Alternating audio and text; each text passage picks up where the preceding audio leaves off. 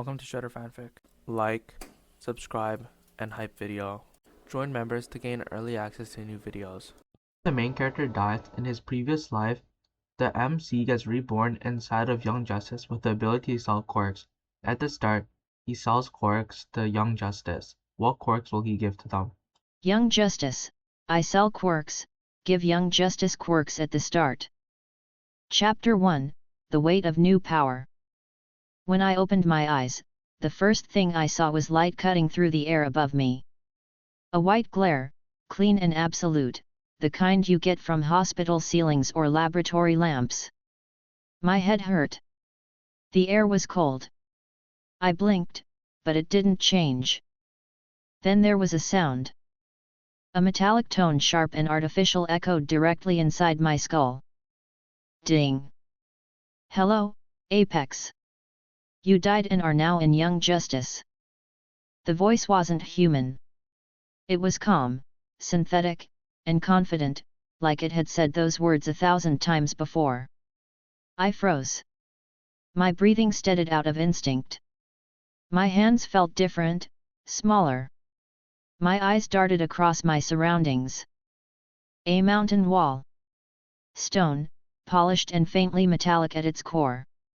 It took a few seconds, but recognition settled in. I knew this place. Mount Justice. I stood slowly, my heartbeat rising. The realization hit harder than anything else. Young Justice, the world of sidekicks, alien invasions, and power struggles, was now my reality. Hold on, I muttered. System, why do I even have you? I can help you give people quirks. The voice replied with the same neutral tone. I blinked.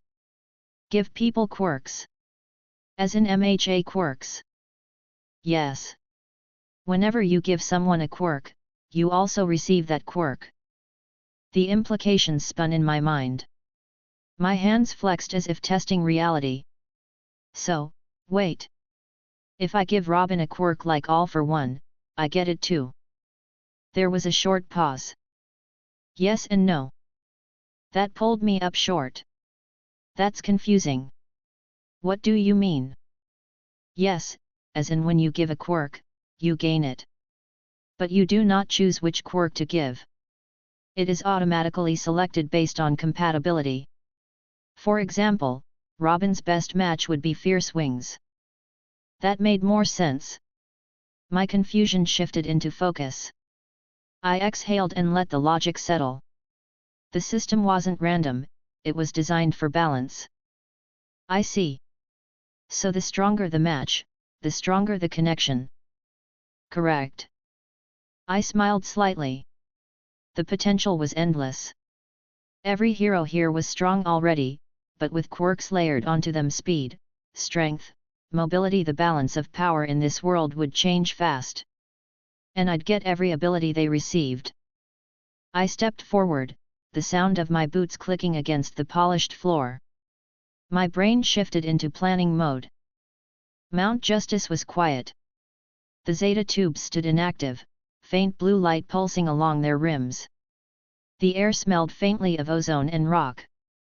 I walked forward, running a hand along the smooth interior wall, still impressed at how solid the structure looked in person. A low hum vibrated through the base as the Zeta tube activated behind me. Recognized, Superboy. B03. Recognized, Miss Martian. B05. Recognized, Robin. B01. Recognized, Kid Flash. B02. Recognized, Aqualad. B04. Their voices echoed faintly as they emerged. My pulse steadied. This was it, the team.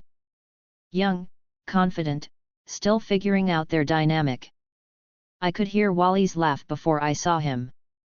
Man, I still can't believe Batman gave us the whole place. Wally's voice carried easily. Did you see the training room? It's insane. Focus, Wally, Aqualad said calmly. We still have much to prepare.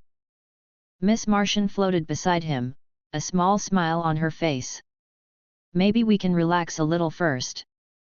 Robin stepped out from behind them, typing something rapidly on his wrist computer. Batman said to keep communications clean and report any anomalies. Let's do a quick systems check. I stood in the shadows, watching. They looked exactly as I remembered from the show, young, determined, still rough around the edges.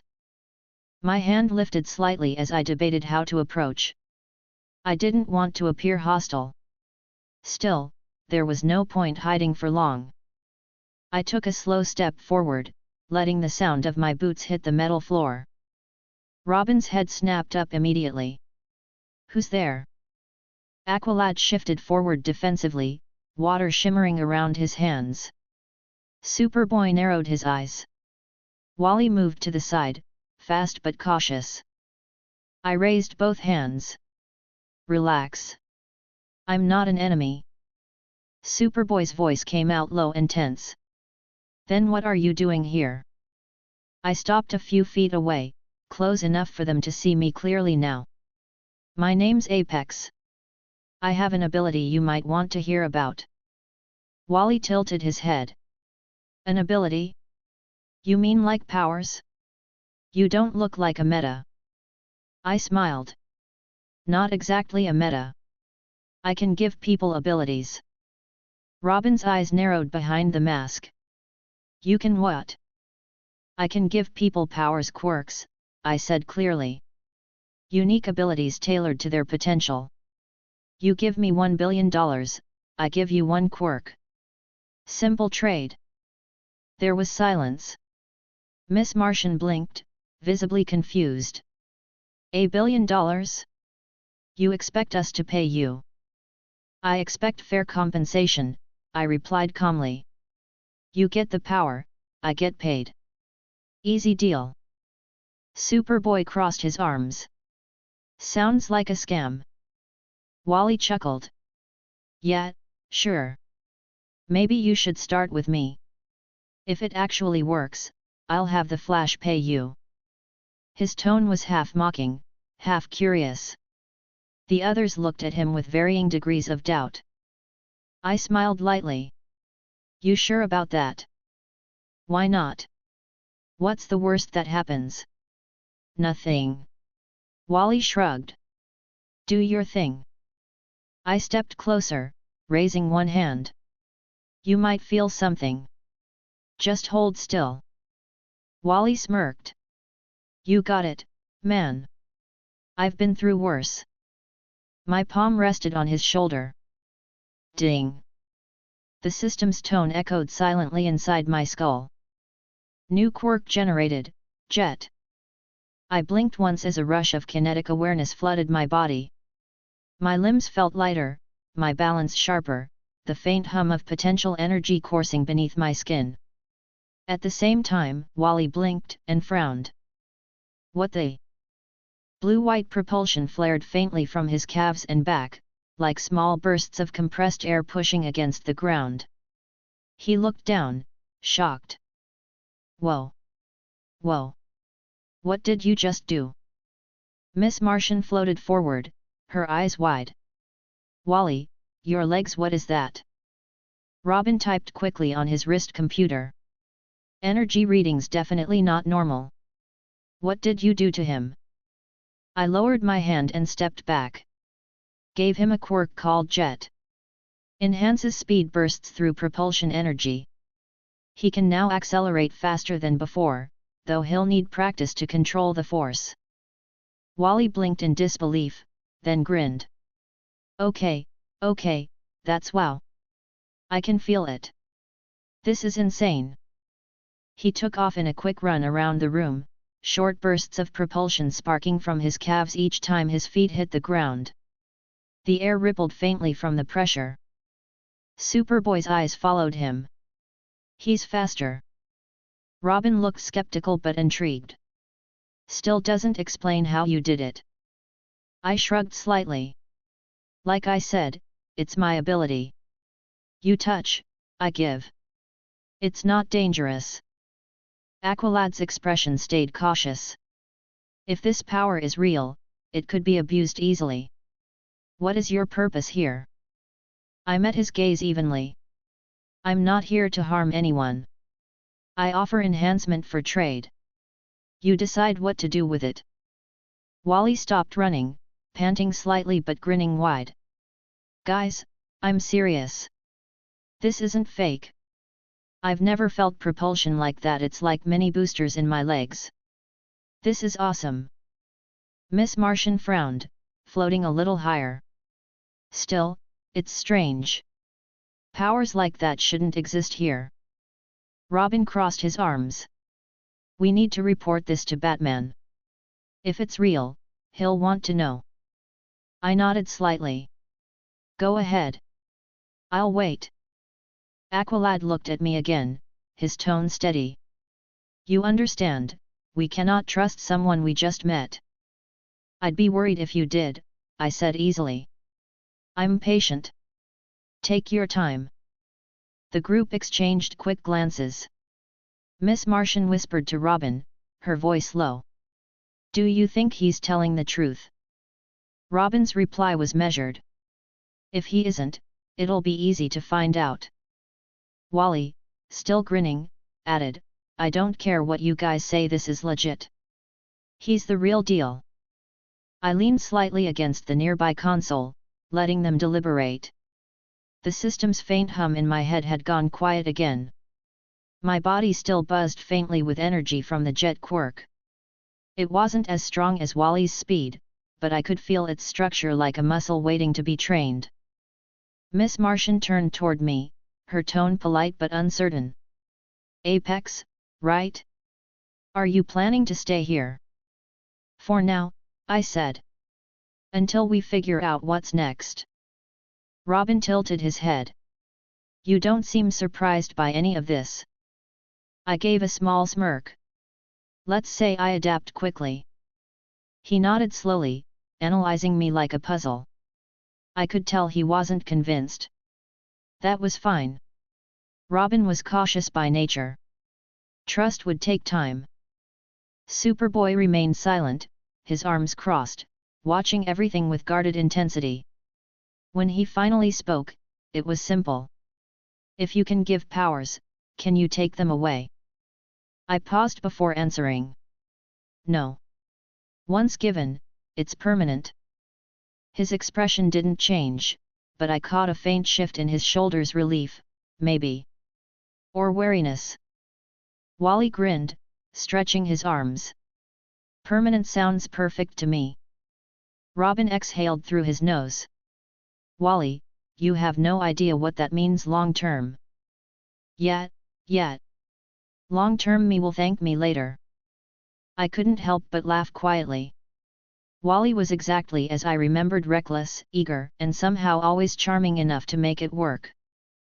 Aqualad finally spoke again. Until we confirm this through Batman, you will remain here under observation. Agreed. I nodded once. Agreed. Robin gestured toward the communication console. Mgan, contact the watchtower. She nodded and floated over, fingers brushing over the holographic interface. As she did, Wally stepped closer to me, his curiosity clear. So, you can really give any power? Not exactly, I said. I don't control which one is given. It's determined by the person's nature. So, it's like fate, he asked. More like compatibility, I corrected. Your match happened to be Jet. He looked down at his legs again, still clearly amazed. Man, this is crazy. I could seriously race Flash with this. Robin turned slightly, muttering under his breath. He's going to crash into a wall before that happens. Miss Martian giggled softly. The watchtower communication link flickered to life. Batman's voice came through, calm and composed. Report. Robin stepped forward. Batman, we encountered an intruder at Mount Justice. He calls himself Apex. Claims he can give people powers. He demonstrated it on Kid Flash. There was a pause on the other end. Explain. Wally spoke up, excitement in his tone. Bats, I'm telling you, it's real. I got a power called jet. It's like boosters for my legs. I'm faster. Did you confirm the source? Batman asked. No external tech detected, Robin replied. No readings match known energy signatures. Another silence followed. Then Batman spoke again. Keep him contained for now. Do not engage further until I arrive. The line cut off. Robin looked back at me. Batman's coming. I nodded calmly. Good. Aqualad motioned toward the side room. You may wait there. Sure. I walked toward the indicated room without protest.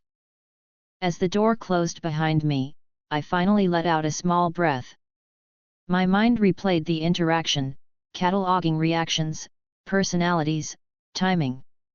All perfectly consistent with what I remembered from the first season. Everything was lining up. The jet quirk energy still pulsed faintly in my body, synchronized with my heartbeat. Efficient, clean, controllable. My grin returned. This world had no idea what kind of shift had just started. Chapter 2, The Price of Proof. The air in Mount Justice shifted. It always did when the Zeta tube activated. Soundless vibration at first, then the mechanical hum rising in even rhythm before the light expanded in the center of the room. The others straightened as the computer spoke. Recognized, Batman. 02. Wally went still for half a second. Robin relaxed only slightly, though his shoulders squared. Miss Martian floated down beside Superboy, who folded his arms across his chest. Aqualad stood a few steps ahead of everyone else, ready to take responsibility if things turned bad. The glow faded and Batman stepped forward. He moved exactly as I remembered, controlled, deliberate, not emotion wasted. His cape fell behind him without sound. The faint light from the Zeta tube reflected on the dark plating of his suit. He looked straight at me. Apex, he said. His voice was even and low. You claim to give people powers. Quirks, I corrected automatically. He paused for less than a second, then continued as if it didn't matter. I reviewed the footage from Mount Justice. Kid Flash demonstrated new propulsion abilities consistent with your statement. Wally grinned. Told you it was real. Batman didn't respond to him. His gaze stayed locked on me. You can do this to anyone, he asked. Anyone compatible, I said. But it's not free. How much? Depends on who's asking. I smiled. But for that frown of yours? 10 billion. Robin made a soft choking sound, halfway between a laugh and disbelief. 10 billion. Wally blinked. You're serious? You're charging Batman? I shrugged. He's the one with the money. Batman ignored the comment. 10 billion, he repeated. Yeah. That's the price for the Bat himself. You interested? He didn't answer immediately. His silence stretched out for several seconds, the kind that made everyone else in the room hold still. I studied him quietly, wondering what he was thinking. His mask hid almost everything, but his eyes moved slightly, calculating, comparing data, measuring risk. Finally, he spoke. If you can do what you claim, I'll pay. Robin looked up quickly. Wait, what? You're actually... Batman cut him off without raising his voice. We need to confirm the validity of this ability. If it's real, it must be documented. If it isn't, we eliminate the risk. Miss Martian floated a little closer. Are you sure it's safe? Batman didn't look at her. We'll find out. I crossed my arms, slightly amused. You're really ready to drop 10 billion without proof? You said that was the price. I couldn't help the small laugh that escaped. You're serious? Yes. I shook my head slowly, grinning. I should have said 20. He didn't react, which almost made it better. I stepped forward until I was standing just in front of him. Even with the height difference, the atmosphere shifted slightly from the contrast his silence against my easy tone. So you're doing this to verify I'm not lying, I said. But isn't Wally enough proof? Batman glanced toward Kid Flash for a brief second. One sample is not confirmation. You don't trust him. I don't trust unverified phenomena. Fair, I said lightly. All right, Dark Knight. Ready? Yes. I placed a hand on his shoulder. The armor was smooth, cool against my skin. Ding. The system's tone filled my head again. New quirk generated, creation. The surge came instantly, raw awareness blooming through the body, every nerve pulling into clarity. The connection mirrored what happened with Wally, but this one felt heavier. It wasn't kinetic, it was structural. The idea of possibility embedded in matter. Batman didn't move for several seconds. Then he lifted one gloved hand, looked down at the exposed skin of his fingers, and pressed them together. A faint shimmer appeared between them, followed by a small, solid object forming out of nothing, a steel batarang. Robin's jaw dropped. That's not tech. That's new matter. Miss Martian's voice softened in awe. He made that. Aqualad leaned forward slightly. You can create anything. Batman turned the batarang over once, studying it. Non-living material only. Creation quirk, I said. As long as part of your skin's exposed, you can make whatever you can picture. Weapons, gear, armor. But not living things. He nodded once, processing fast. Limitations. Energy use scales with mass. Small things like that are easy. Large structures drain stamina fast. No energy from nothing, your body provides it. Batman handed the new batarang to Robin without comment. Robin examined it with a scanner on his wrist computer, his brows furrowing. It's real metal, he said quietly. Composition matches our standard alloy. Batman turned back to me. Confirmed. I smiled. So, how about the payment? It will be handled, he said simply. Good. Always nice doing business. He regarded me for a few more seconds, expression unreadable. Then he spoke again. You're not under supervision anymore. Robin looked up sharply. What? You're just letting him go. Batman didn't answer him directly. If his ability is real, there's no current indication of threat. Keeping him here would serve no purpose. Aqualad hesitated. Do you believe he is an ally? I believe he's not an enemy, Batman said. Then he turned away. His cape shifted as he walked back toward the Zeta tube. The computer's voice filled the silence. Recognized, Batman. 02. The light flared, then faded. He was gone. The others stood there for a few seconds, all staring at the empty space where he'd been. Wally was the first to speak. So, he just paid 10 billion and left. Robin rubbed the back of his neck. That's one way to verify. Miss Martian floated down beside me, curious. Do you think he's going to tell the Justice League? I shrugged. Probably. Or maybe he wants to keep it quiet until he understands it better. Superboy, who had been silent the whole time, finally spoke. He'll test it. He always does. Good. Data's important, I said with a light tone. Then I leaned against the console and looked around at all of them. So, does that mean I'm free to go? Aqualad nodded slowly. Batman said you are not under supervision. Perfect. I straightened. Guess I'll stay around for a bit anyway. Feels comfortable here. Robin exhaled. You really don't seem nervous about any of this. I smiled. Why would I be? You all seem friendly enough. Mostly. Wally grinned. I like this guy. Superboy didn't comment. Miss Martian smiled politely but still looked unsure. Aqualad gave a small nod of acknowledgement. I stretched my arms out slightly, feeling the hum of the new quirk settle through me.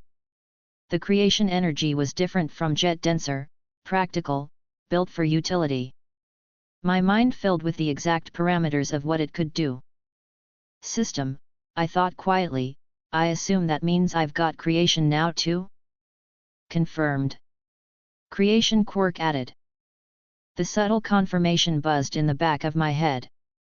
My fingers flexed slightly, and a small steel coin formed in my palm before dissolving back into air.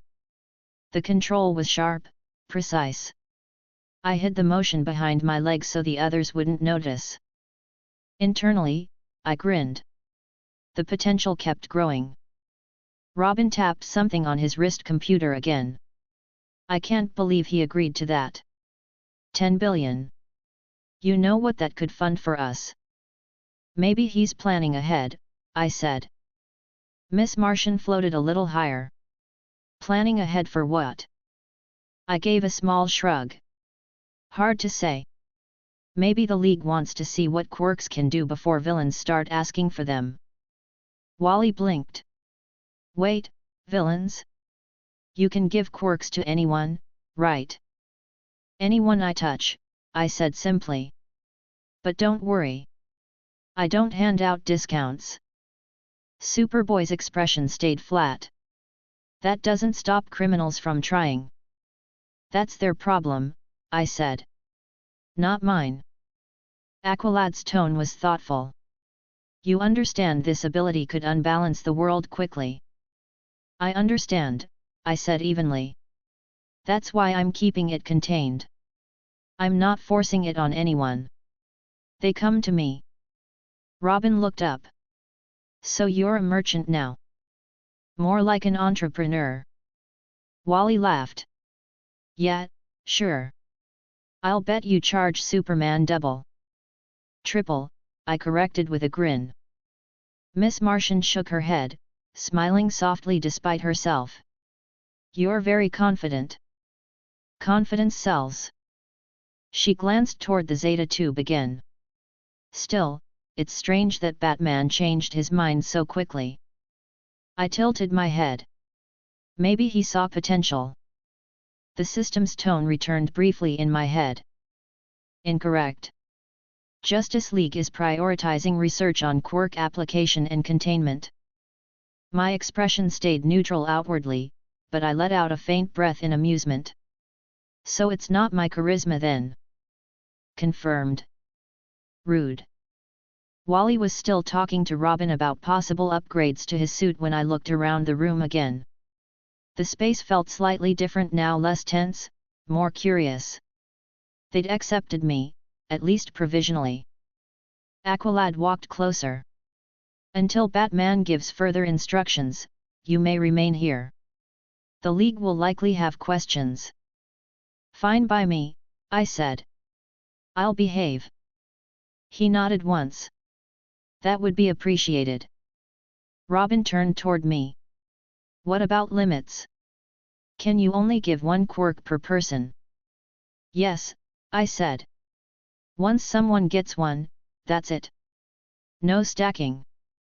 Good, he said under his breath, typing again. Wally stretched his legs. Man, I can't wait to test Jet outside. You think Batman will let me race the Flash now? Robin snorted. Not a chance. Miss Martian smiled. You could test it in the training room. Now you're talking. Wally zipped toward the corridor, leaving a faint rush of air. Superboy followed silently, probably to make sure nothing exploded. Robin sighed and walked after them, still typing on his wrist computer.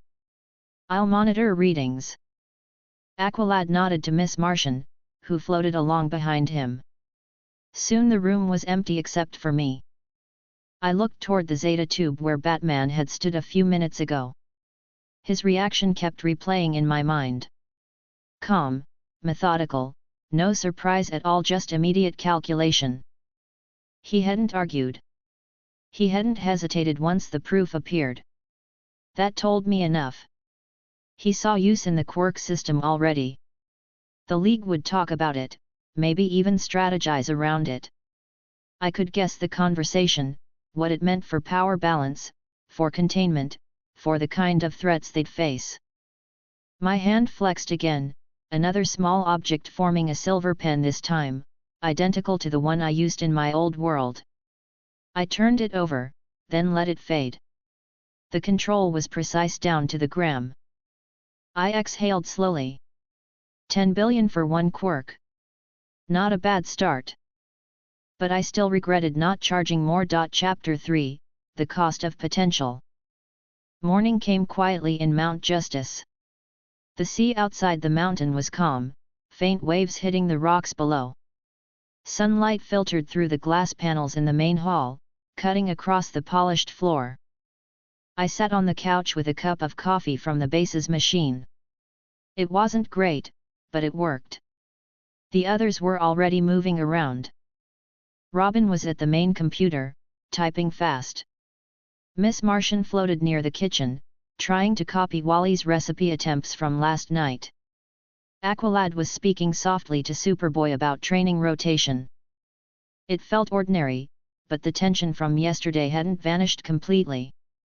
Every now and then, someone's eyes flicked toward me. Wally was the first to speak. So, he said, pointing with a half-eaten energy bar, when do we talk about the elephant in the room? Robin didn't look up from the console. You mean the guy who can give superpowers for a price? Exactly, Wally said with a grin. Because, no offense, but if Batman's already paid, we might as well get in on the deal. Miss Martian turned, frowning slightly. You want to buy powers? Why not? Wally said. We're heroes. More power means better protection. Aqualad looked toward me. Would you offer your ability again? I took another sip from the cup. Sure. But this time it's not charity. ES count. Robin stopped typing. ES. 1 billion each, I said simply. Pay me when you can. Miss Martian's eyes widened a little. That's a lot of money. I smiled. You're all on Batman's payroll somehow. You'll manage. Wally laughed. You're serious? Always, I said.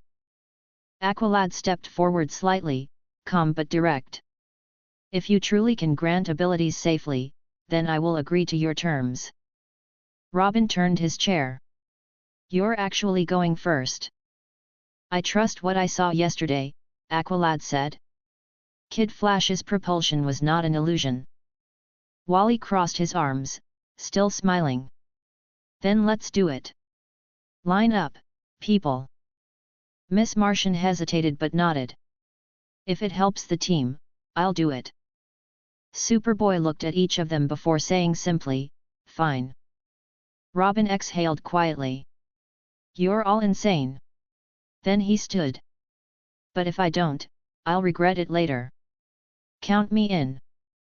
I stood, brushing off my jacket. Perfect. Let's start. They gathered in the center of the main room. Aqualad stood first. I placed a hand on his shoulder. Ding. New quirk generated, hydrokinesis. Energy pulsed faintly under my skin. My muscles tightened for a moment, then relaxed. Water from Aqualad's belt containers rose slightly, curling in the air around him. He blinked once, surprised, then focused. The water took shape, twisting into thin, stable blades around his arms. I can control water directly, he said quietly. Robin watched closely. Looks stable. Hydrokinesis, I said. You can control any water you touch. Accuracy depends on your focus. You can create simple shapes or force bursts. You'll adapt fast. Aqualad nodded. It feels natural. Miss Martian floated forward next. I turned to her. Ready? She smiled nervously. Yes. I placed my hand on her shoulder. Ding. New quirk generated, telekinesis boost. A faint shimmer surrounded her form. Her telekinetic aura expanded outward, a soft green light forming for a second before fading. She opened her eyes, brighter now. I can feel more reach, she said softly. Everything around me feels lighter. Robin raised an eyebrow.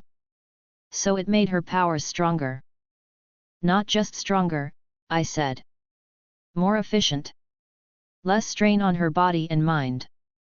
She looked grateful. Thank you. Don't thank me yet, I said. Still costs $1 billion. Superboy stepped up next. His expression was as flat as ever. Do it. Sure thing. I touched his shoulder. Ding. New quirk generated, hardening.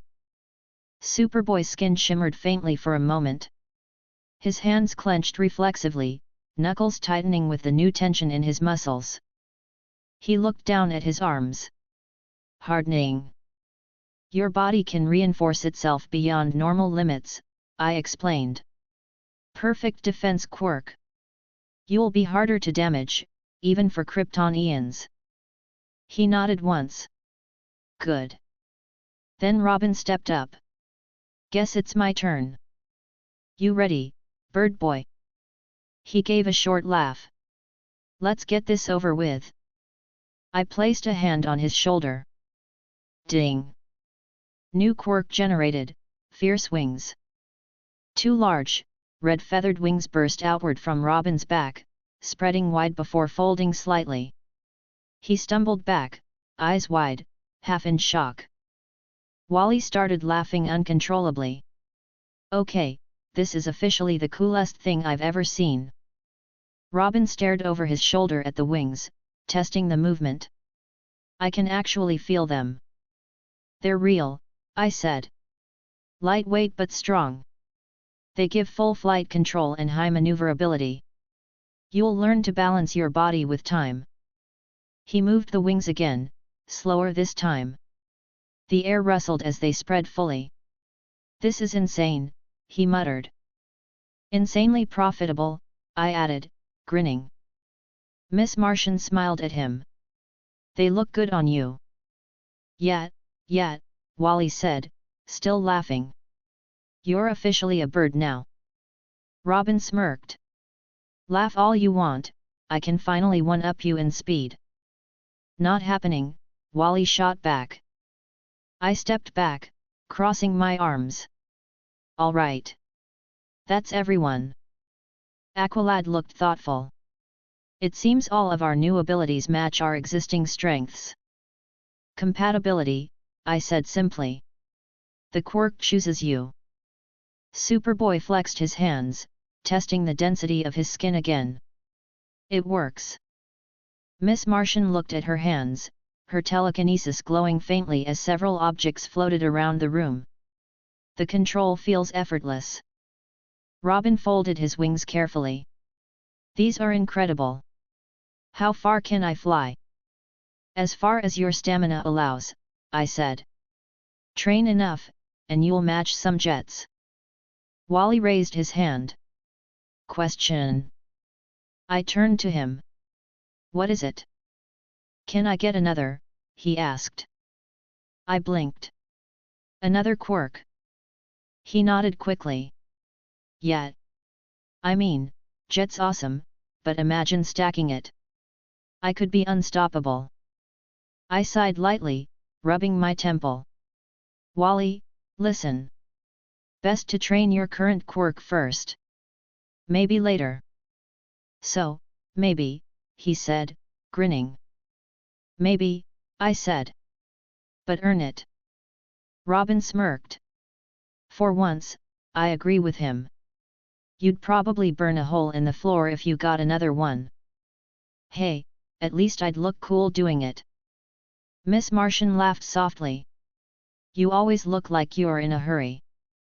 Wally turned to her, pretending to act offended. Hey, that's my brand.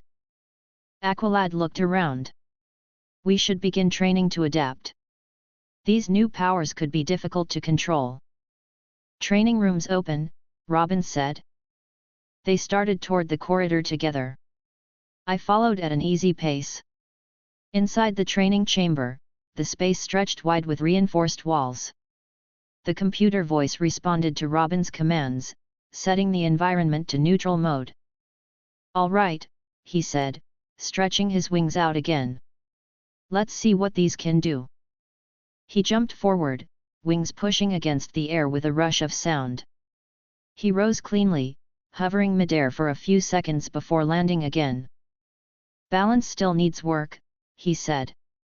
You'll get it, I replied. Miss Martian extended her telekinesis field, lifting several heavy metal plates with minimal strain. It's so smooth now, she said happily. Aqualad opened his water bearers, drawing liquid into the air. It formed sharp spears that rotated around him in a slow orbit. This precision is remarkable, he said. Superboy walked up to a reinforced wall and struck it with his fist. The impact shook the room slightly, but he didn't even flinch. His knuckles didn't show a mark. Hardening's working, I said. He nodded once. I can feel the density shift.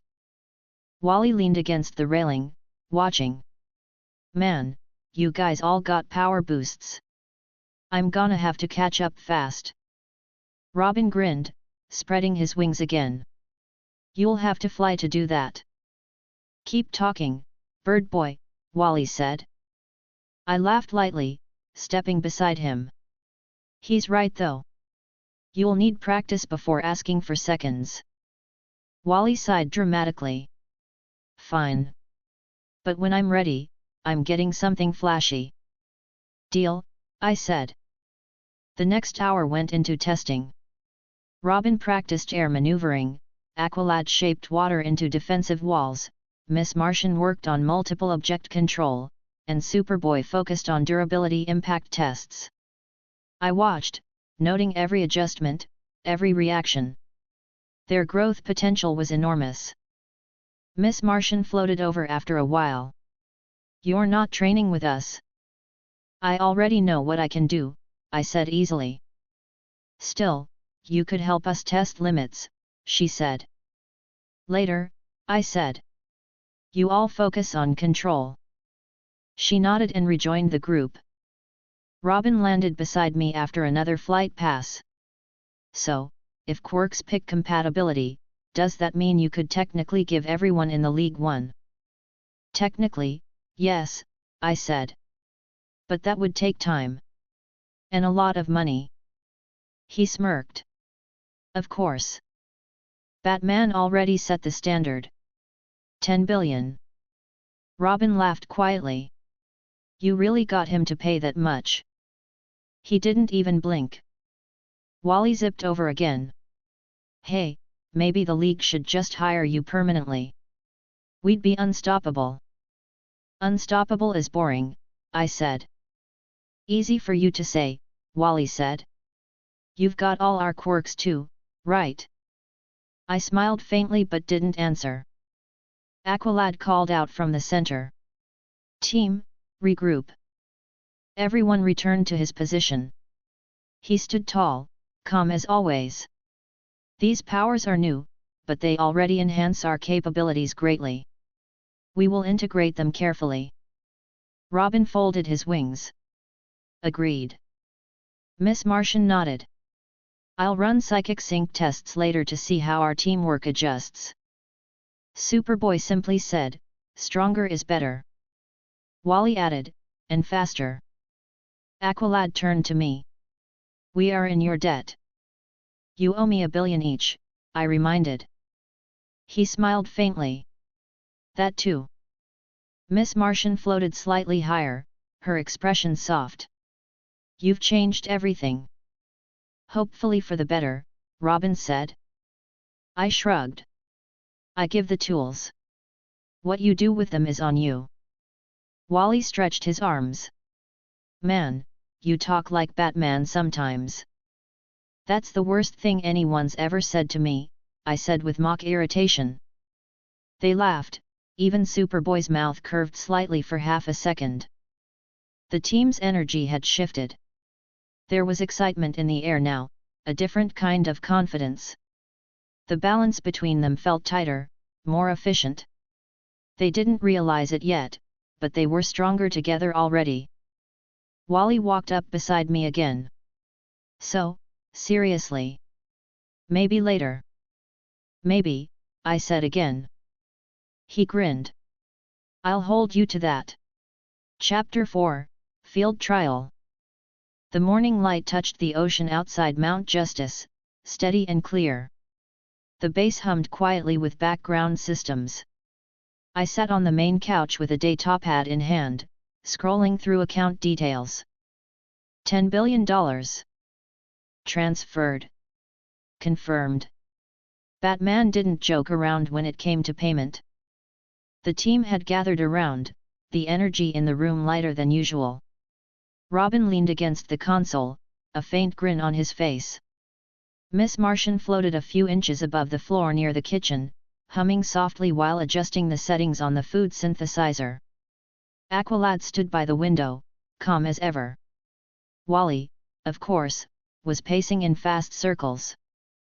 So, tell me this again, Wally said, barely keeping still. You just got paid $10 billion from Batman. I smiled, not looking up. Correct. Robin whistled. That's a new record for the League's expense reports. Miss Martian turned, smiling. We should celebrate. It's a good day for all of us. Aqualad nodded. It would be wise to take some time to relax after the intensity of the past 2 days.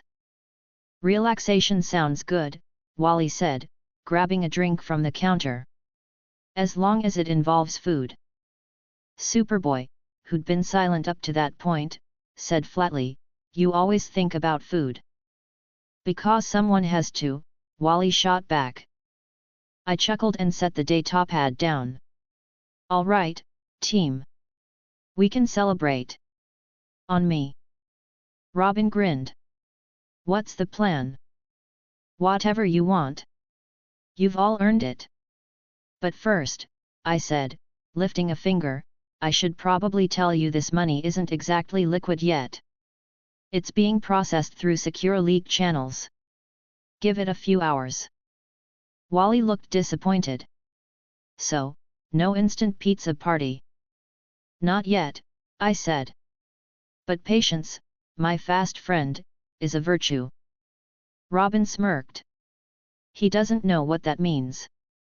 I do, Wally said defensively. It's just not my thing. Miss Martian smiled at them both. We can still plan something small for now. Before I could answer, the base's alert system chimed. Priority mission alert. Team briefing commencing. Robin straightened immediately. Seriously? Now. Aqualad turned toward the console. Display information. The screen lit up, showing Batman's image. His tone, as always, was even and direct. Team, you'll be deploying to Steel City. An industrial storage complex reported multiple breaches. League members are occupied. You'll investigate and contain if necessary. Robin leaned closer. Villains identified. Unknown, Batman said. But the incident appears organized. Miss Martian asked, are we cleared for engagement? Yes. Standard containment protocol. Assess before fighting. Do not destroy property. Superboy grunted. Understood. Batman's gaze shifted briefly toward me on the screen. Apex, you're observing this mission. No direct engagement unless necessary. Fine by me, I said. Report post-operation, Batman continued. You leave in 10 minutes. The feed cut off. Wally groaned. So much for relaxing. Robin smirked. You wanted excitement. Aqualad took command tone immediately. Everyone suit up. We deploy in 9 minutes. They scattered without delay. I watched them go, each one now carrying a new quirk, untested in live conditions. This would be interesting. 9 minutes later, the Zeta tube activated one by one. Recognized, Aqualad. B04. Recognized, Robin. B01. Recognized, Kid Flash. B02. Recognized, Miss Martian. B05. Recognized, Superboy. B03. Recognized, Apex. Guest 1. The world shifted as the tube light enveloped us. When it cleared, we stood in the middle of Steel City's industrial district. The sky was pale grey, smoke from nearby chimneys rising slowly. Massive metal containers stretched along the docks, and faint alarms echoed in the distance. Aqualad scanned the area carefully.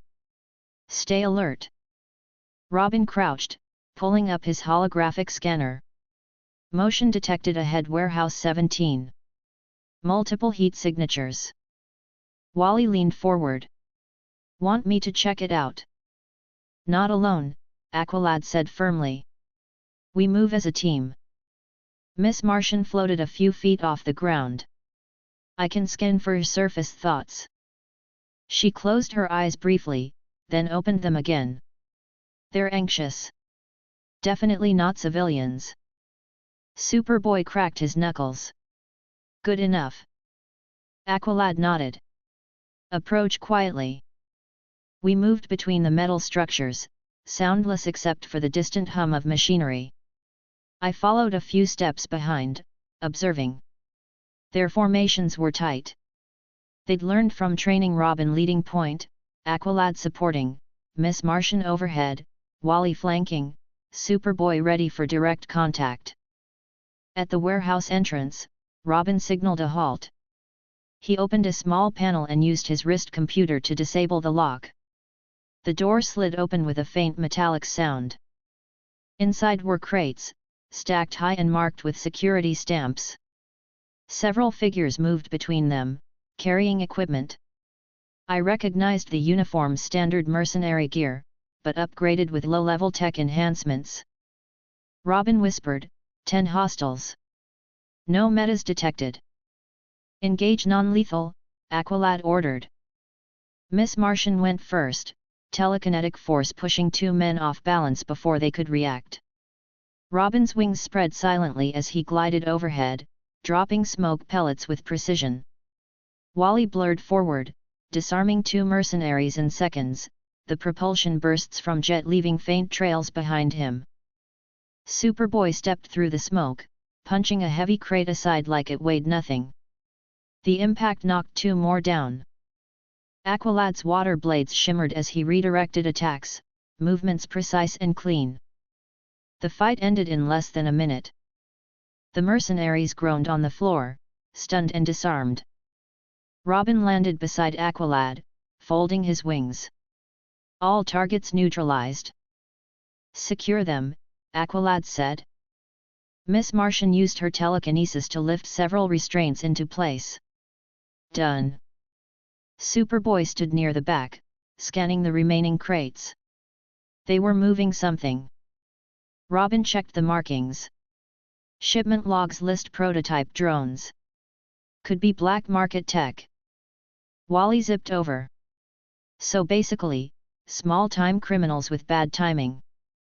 Aqualad tapped his COMM. Batman, mission complete. 10 hostiles detained. No casualties. Acknowledged, Batman's voice replied through the link. Upload data. Good work. Miss Martian smiled. That went well. Too well, Robin muttered, typing something again. What's wrong? I asked. Signal interference, he said. Someone else is here. Aqualad turned sharply. Positions. Before anyone could move, a metallic blur shot through the upper windows, landing hard on the floor in front of us. The intruder stood tall, covered in dark armor, energy circuits glowing along his arms. The symbol on his chest was unfamiliar, but his movements were trained. Wally frowned. Please tell me that's not another bounty hunter. The armored man didn't answer. He raised a weapon, the barrel glowing. Robin moved instantly, wings spreading wide as he leapt upward. Cover! The blast hit the floor where he'd been standing. Superboy charged forward, hardening his skin instinctively. The next blast hit him squarely in the chest but barely made him flinch. He responded with a solid punch, sending the intruder backward into a crate.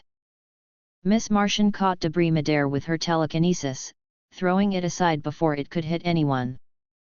Aqualad summoned twin blades of water, spinning into position. Kid Flash, flank! On it! Wally blurred left, using his propulsion to circle around. The intruder adjusted, trying to track him, but the movement was too fast. Robin swooped down from above, wings folding tight as he dropped 2 smoke pellets directly in front of the enemy's visor. The flash blinded the man momentarily. Aqualad struck, the water blades cutting through the weapon's casing. Sparks scattered. Superboy grabbed the man by the chest plate and slammed him against the wall. The armor cracked under the pressure. The intruder went limp. Aqualad held position until Robin scanned him. He's down, Robin said. Energy signature dropping. Miss Martian floated lower. No life-threatening injuries. Good, Aqualad said. He looked around. Any others? None nearby, Robin replied, checking the scanner again. I walked forward, studying the fallen armor. The circuits pulsed faintly. Custom tech. Definitely not civilian grade. League might want this. Aqualad nodded. We will transport it back. Wally exhaled loudly. So much for an easy mission. Every mission is a test, Aqualad said. Robin folded his wings again. Still, we handled it cleanly. Superboy dropped the broken armor on the ground. He wasn't strong. Because you hit harder now, I said with a small smile. Miss Martian glanced at him, smiling. We worked well together. Aqualad looked at each of them. This confirms our enhancements are stable. We will continue training to maintain control. Robin nodded. Agreed. Wally grinned. So, celebration postponed. Not cancelled, I said. Just delayed. Miss Martian looked around. We can still do something small when we return. Aqualad gave a rare smile. Agreed. They gathered the captured equipment and tied up the mercenaries for League pickup. I stayed near the entrance, checking the quirk resonance patterns with quiet focus. Everything remained stable, no signs of rejection or instability. The team's synchronization had improved dramatically. Their timing was cleaner, their reactions faster. The quirks weren't replacing their skills, they were amplifying them. Robin landed beside me again. You enjoying the show? Always, I said. You handled yourselves well. Thanks, he said, adjusting his wings. Guess Batman's going to have a field day analyzing all this. He'll see potential, I replied. Robin smirked. You talk like you know him. Maybe I just understand how he thinks. He laughed softly. That's scary. The Zeta tube reactivated nearby as the League retrieval team arrived. Green Arrow stepped through first, followed by Black Canary. Looks like you kids had fun, Green Arrow said, scanning the scene. Everything secure, Aqualad said, handing over the data logs. Nice work, Black Canary said with approval. Her eyes flicked briefly toward me. You too, Apex. Keeping things under control. Always, I said. She smiled faintly. Good. Once the handoff was complete, we returned to Mount Justice. The trip back was quiet, each member focused on their thoughts. When we arrived, Wally stretched his arms. All right, now we celebrate. Miss Martian smiled. Agreed. Robin looked over his shoulder. You still covering the cost? Absolutely, I said. After today, you've earned it. Superboy gave a small nod, which for him meant approval. Aqualad crossed his arms, his tone steady. This was a good first test. We will continue to improve. Robin smirked. But first, pizza. Pizza, Wally repeated eagerly. I laughed quietly. Go ahead. You all deserve it. Chapter 5, League Debrief. The hum of the Zeta tube faded behind us as the team stepped back into Mount Justice. The familiar metallic echo of the base returned. The scent of ozone from transport still hung faintly in the air. Robin walked ahead, checking his wrist computer while Wally immediately stretched like he'd just finished a marathon. Man, that went smoother than I expected, Wally said, leaning against the couch. Not one serious injury. We're officially getting good at this. Miss Martian floated down beside him, smiling. It was teamwork. Superboy crossed his arms, his tone flat but certain. We were stronger. Aqualad nodded. The mission was handled efficiently. Robin sat on the edge of the table, wings folded neatly behind him. Let's just say we passed the first test. I walked toward the control console, pulling up the visual report. The League's going to want the footage. Every quirk use, every reaction time, all of it. Wally groaned. Great. More homework from Batman. He's just making sure you don't blow something up, I said. Ha. Very funny, Wally said, but he grinned anyway. The console beeped before I could add more. The base's synthetic voice spoke. Incoming transmission, Batman. Everyone's posture shifted immediately. Miss Martian floated slightly higher. Robin straightened on instinct. The hollow display flickered to life, Batman's face appearing in crisp clarity. His voice carried the same steady calm as always. Report. Aqualad stepped forward. Mission complete. 10 hostiles detained and turned over to Green Arrow's team. 1 armored operative captured and secured. No injuries. Batman's eyes moved slightly. Show me the recording. Robin activated the playback. The footage rolled across the screen: clean movements, coordinated tactics, flawless transitions between offense and defense. The League's usual style emphasized control, and this display met the standard. Batman watched in silence. When the recording ended, he spoke. Performance was improved across the board. Thank you, sir, Aqualad said. He looked toward me next. Apex, your role was observation only. Correct, I said. I didn't intervene. Just monitored. Good, he said. You understand the League doesn't tolerate unnecessary interference. I know the rules. He paused, then continued. The data confirms the new abilities function consistently. But their long-term effects remain unknown. We'll need follow-up analysis. Robin turned slightly. You think there could be side effects?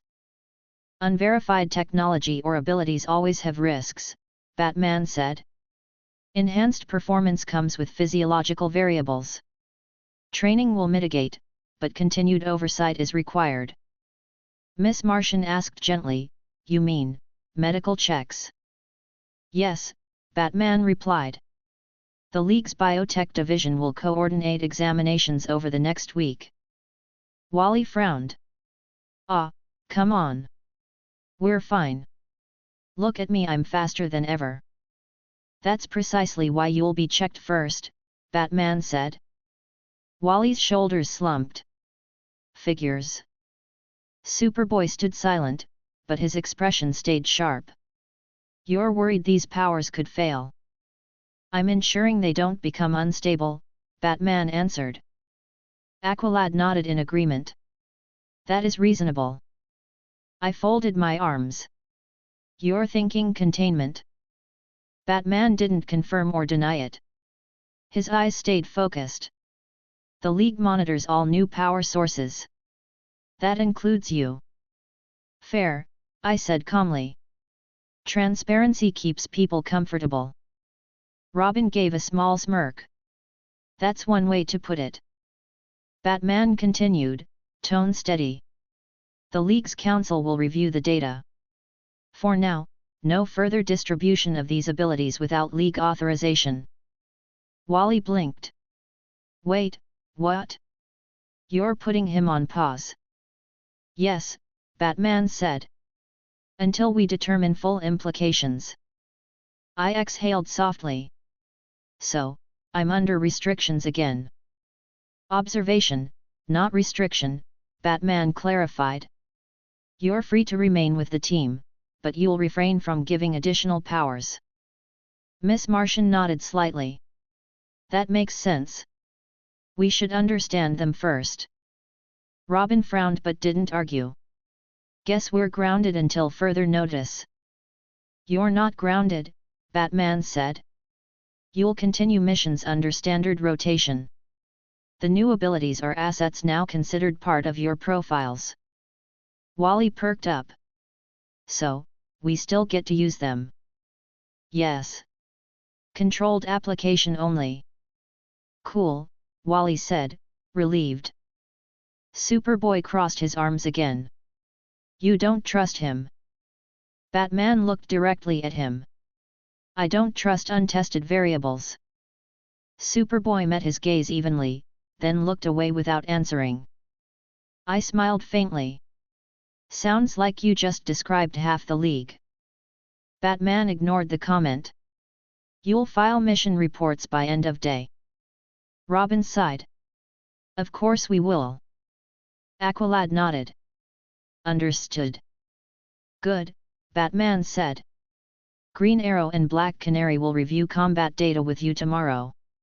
Prepare for evaluation drills. Miss Martian asked, all of us? Yes. Robin leaned back. He means everyone. Batman's image shifted slightly as he accessed another display. Final point fund transfer confirmation. 10 billion completed. Apex, you'll receive the documentation through secure League channels. Got it, I said. Pleasure doing business again. No reaction. Batman didn't respond to humor. His focus returned to the team. You all performed well. But power doesn't replace discipline. Continue your training. Always, Aqualad said. The hollow feed faded, leaving silence for a few seconds. Wally spoke first. Did anyone else feel like that was more of a lecture than a debrief? Robin smirked. That was a lecture. Miss Martian floated closer to the console. Still, he said we did well. Batman's version of a compliment, I said. Wally grinned. I'll take it. Superboy walked toward the corridor. Training room, he said simply. Robin raised an eyebrow. Already? Superboy didn't stop. Need to test limits. Miss Martian smiled softly. I'll monitor him. She floated after him. Wally stretched. Guess I'll join too. Can't let him get ahead. He zipped after them. Aqualad turned to Robin and me. We should review the combat footage once more. Robin nodded. On it. The two of them began analyzing the battle data, slowing frame rates, measuring attack intervals, checking energy output from each quirk activation. Their attention to detail was solid. I leaned against the side of the console, watching. "You're good at this." Robin didn't look up. "Comes with the mask." "Batman's training runs deep," Aqualad added. Robin smirked. "He doesn't accept mistakes." "You sound proud," I said. He shrugged. "It's complicated. But yet, maybe." The data playback continued. Aqualad's hydrokinesis attacks were smooth, the water density balanced perfectly between offensive and defensive forms. Robin's flight patterns were clean, though stamina drain was evident. Aqualad pointed at the monitor. "My control wavered during the second engagement." "Not by much," Robin said. "Barely noticeable." "Still needs refinement," Aqualad replied. Wally's voice echoed faintly from down the hall. "Hey, are you guys actually working again? We just got back." Robin called back, "Some of us like being prepared." Yet, Wally said. His footsteps faded. Miss Martian's voice followed a moment later. "He's right though. We should rest soon." Aqualad ended the playback. "We will." He turned toward me. "Batman's restrictions were expected." "Pretty much," I said. "He's cautious. Always has a plan 2 steps ahead." Robin crossed his arms. "He probably already assigned a team to analyze the tech from that armor." "He did," I said. Robin blinked. "You sound sure?" "Because that's exactly what he'd do," I said. "Cross-reference material composition, energy output, possible origins. It's procedure." Robin smirked. "You talk like you've worked with him before." "I just pay attention." Miss Martian floated back into the room. "Superboy's fine. He's getting used to hardening. His punches are stronger, but he's trying to control impact." "Good," Aqualad said. "That will prevent structural damage during missions." Wally zipped back in a second later, slightly out of breath. "Okay, note to self: never spar with Superboy again." Robin laughed. "That bad?" "He didn't even flinch," Wally said, leaning on the counter. "Hardening plus Kryptonian strength equals unfair." I smiled. "You volunteered." Yet, Wally said, waving it off. Miss Martian smiled. "You're still faster." "Thank you," Wally said dramatically. "Finally, someone appreciates me." Robin rolled his eyes. "Don't get used to it." The light atmosphere returned gradually. The stress of Batman's debrief faded into the background. Aqualad sat on the nearby bench. "It is clear these new abilities are beneficial. But discipline remains critical." Miss Martian nodded. "We'll adapt quickly." Robin looked thoughtful. "You think Batman will really let us keep them long term?" "If we maintain control," Aqualad said simply. Wally dropped onto the couch. "I say he's already impressed. He just doesn't show it." "That's possible," I said. "But he'll still monitor every use." Robin grinned. "Of course he will." Miss Martian looked around. "So, what now?" Aqualad glanced at the clock. "Training continues tomorrow. Rest for now." Wally groaned. "Finally something I can agree with." He disappeared down the corridor toward the dorm wing. Robin closed his console, wings folding back automatically as they retracted into his uniform. "You coming?" "In a bit," I said. "Need to review some numbers." He nodded. "Don't stay up all night." Miss Martian smiled politely. "Good night, Apex." "Good night." They left, leaving me alone in the quiet hum of the base. The computer monitors dimmed slightly as night mode activated. I stood still for a while, glancing at the mission summary again. The data reflected perfect compatibility for each of them, no degradation, no irregularities.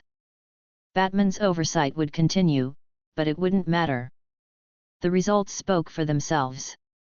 Still, I couldn't deny a faint amusement at his tone earlier. The man had just spent $10 billion and still managed to make it sound like a lecture. The base lights dimmed further, leaving the soft blue glow from the consoles. Chapter 6, The Cost of Power. The next morning, the mountain base stirred before dawn. The team gathered in the training chamber, the hum of systems warming up across the walls. Robin stood near the console, tapping a series of quick commands that adjusted lighting and obstacle layouts. Miss Martian floated above the floor, relaxed but focused. Superboy stood silently near the far end, arms crossed. Wally jogged in place, impatient energy rolling off him. Aqualad stood centered, calm and ready. I leaned against the railing above the floor, watching the pre-mission setup. "Today's the evaluation," Robin said. "League wants to see how stable our quirks are in combat simulations." Wally smirked. "So basically, another excuse for Batman to stare and judge us." "Sounds about right," Robin said. Aqualad looked toward the Zeta tube as it began to glow. "They are arriving." The automated voice filled the chamber. "Recognized, Batman. 02. Recognized, Black Canary. 05. Recognized, Green Arrow. 06. They appeared in a line of blue light, the League's authority instantly shifting the atmosphere. Batman walked first, cape flowing neatly behind him. Black Canary and Green Arrow followed, both assessing the team with professional eyes. "Good morning, team," Canary said with a polite smile. "Morning," Wally said quickly, straightening his stance.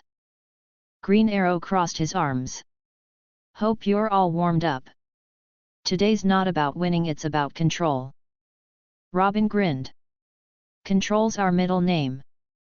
Batman's gaze swept across the room, stopping briefly on me. "Observation again." "Always," I said easily. "Wouldn't want to steal your spotlight." He ignored the remark. Aqualad stepped forward. "We are ready." "Begin with standard formation," Batman said. "Demonstrate coordination. Green Arrow and Canary will monitor close-range balance and power application." Robin adjusted his gauntlets. "Let's do it." The simulation started. The chamber lights dimmed, replaced by holographic projections, metal drones, moving targets, shifting platforms.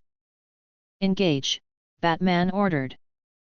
Wally disappeared in a flash of motion, the propulsion bursts from Jet Quirk making his steps sharper.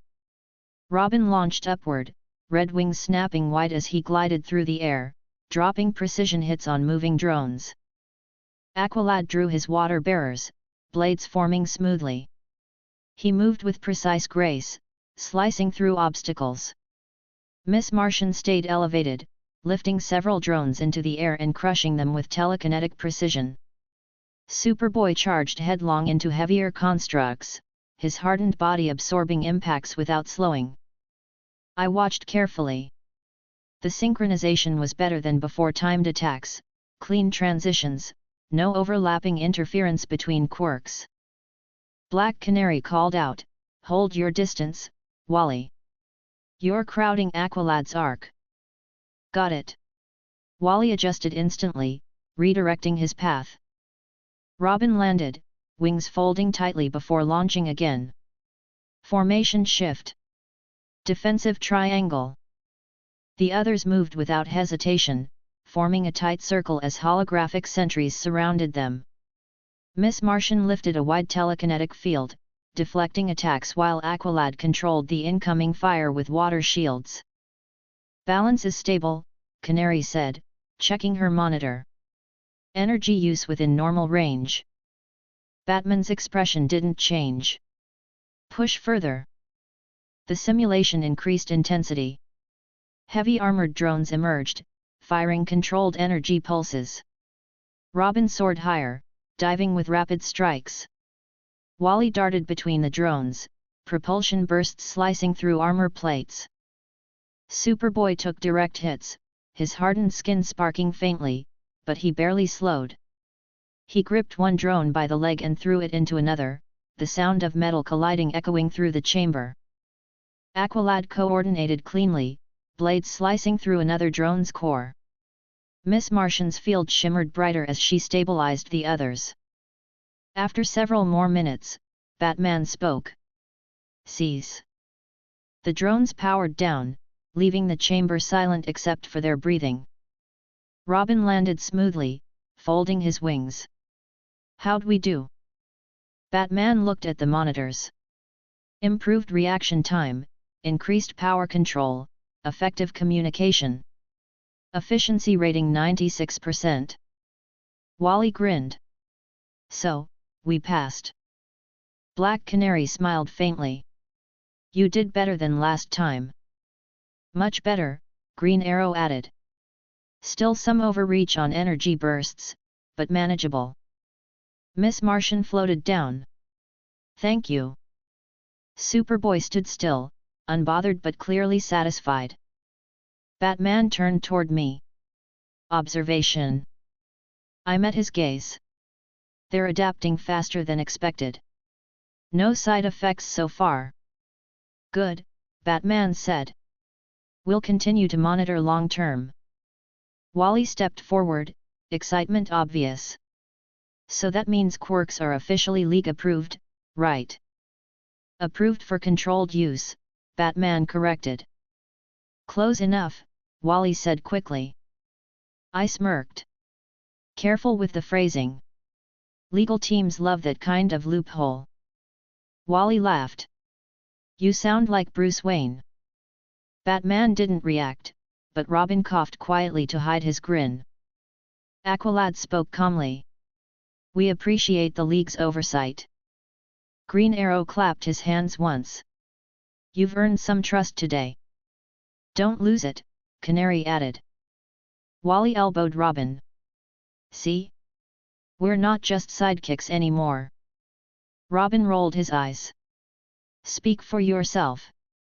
The evaluation concluded, but the League members stayed longer, reviewing recorded footage and data. Batman's attention remained fixed on every frame, noting angles, energy fluctuations, and the subtle interactions between quirks. After several minutes, Green Arrow approached me. "So," he said casually, "this ability of yours, you sell these quirks, right?" "Correct," I said. He scratched the back of his neck. "Hypothetically, what would one cost?" 10 billion, I said easily. Canary raised an eyebrow. "That's a steep number." "I don't do discounts," I said, smiling faintly. Batman turned toward us without missing a beat. 5 billion. I blinked once. "You're negotiating for them already." "They're League members," Batman said. "Their payment comes through authorized channels." Green Arrow looked at him. 5 billion each. "Yes," Batman said simply. "The League will cover the expense." I shrugged. "Fine. 5 billion per quirk. Deal." Canary crossed her arms. "You're really paying that?" Batman's tone stayed even. "The League invests in its own defense." Wally whispered to Robin, "Do they always sound like that?" Robin smirked. "Yes." Green Arrow stepped forward first. "All right, let's do this before he changes his mind." "Ready?" I asked. He nodded. I touched his shoulder. Ding! New quirk generated, sharp shot. Green Arrow blinked once. His hand twitched slightly, then steadied. He drew one of his arrows, pulling it halfway before releasing without aiming. It hit the target dead center across the room. He exhaled softly. Accuracy boost. "Sharp shot," I confirmed. Enhanced precision and trajectory calculation. You'll never miss, no matter the conditions. He grinned. I like it. Canary gave a small smile. Guess I'm next. Ready? She nodded. I placed a hand on her shoulder. Ding! New quirk generated, sonic burst. A faint vibration passed through the room. Canary blinked, touching her throat slightly. Feels different. Stronger resonance, I explained. Your canary cry is now enhanced with a kinetic field. More control, less strain. She smiled faintly. That's impressive. Green Arrow looked toward Batman. You're up next. I'm observing, Batman said. I smiled. You sure? Could give you something new for another 10 billion. He gave me a look that could have silenced a room. All right, I said, amused. 5 billion discount doesn't extend to you anyway. Robin laughed quietly. He's not kidding. Batman ignored it and turned back to me. Confirm something. Can a person receive a second quirk? I paused briefly. System, I said silently, testing the thought. Confirmed. A second quirk can be granted once the first is fully mastered. Compatibility required. I looked back at Batman. Yes. Once full mastery is achieved. Takes time. He nodded once. Noted. Wally leaned toward Robin. Did he just say second quirk? Robin grinned. Focus, Wally. You haven't even mastered your first one. I'm close. Miss Martian smiled. You nearly crashed into the wall yesterday. That was a warm-up. Wally protested. Black Canary laughed lightly. You're all a handful. Green Arrow stretched his shoulders. Worth it though. These powers are something else. Aqualad looked at Batman. Will this technology? Not technology, Batman interrupted.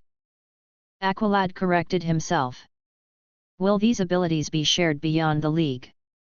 Not yet, Batman said. The League will test long-term effects first. Robin tilted his head. Meaning, no one else gets any until you say so. Exactly, Batman replied. Figures, Wally muttered. I watched them quietly, the atmosphere balanced between professionalism and curiosity. Canary tested her voice again, the faint hum of kinetic energy audible but contained. It's more responsive, she said. Green Arrow tested a series of quick shots, each arrow landing with identical accuracy. This is insane. In a good way. Batman's expression didn't change, but he was clearly processing everything. His mind was already building contingencies. You'll report back in 48 hours with updated field data, he said finally. Green Arrow nodded. Got it. Understood, Canary added. They both looked toward me. Appreciate the upgrade, Green Arrow said sincerely.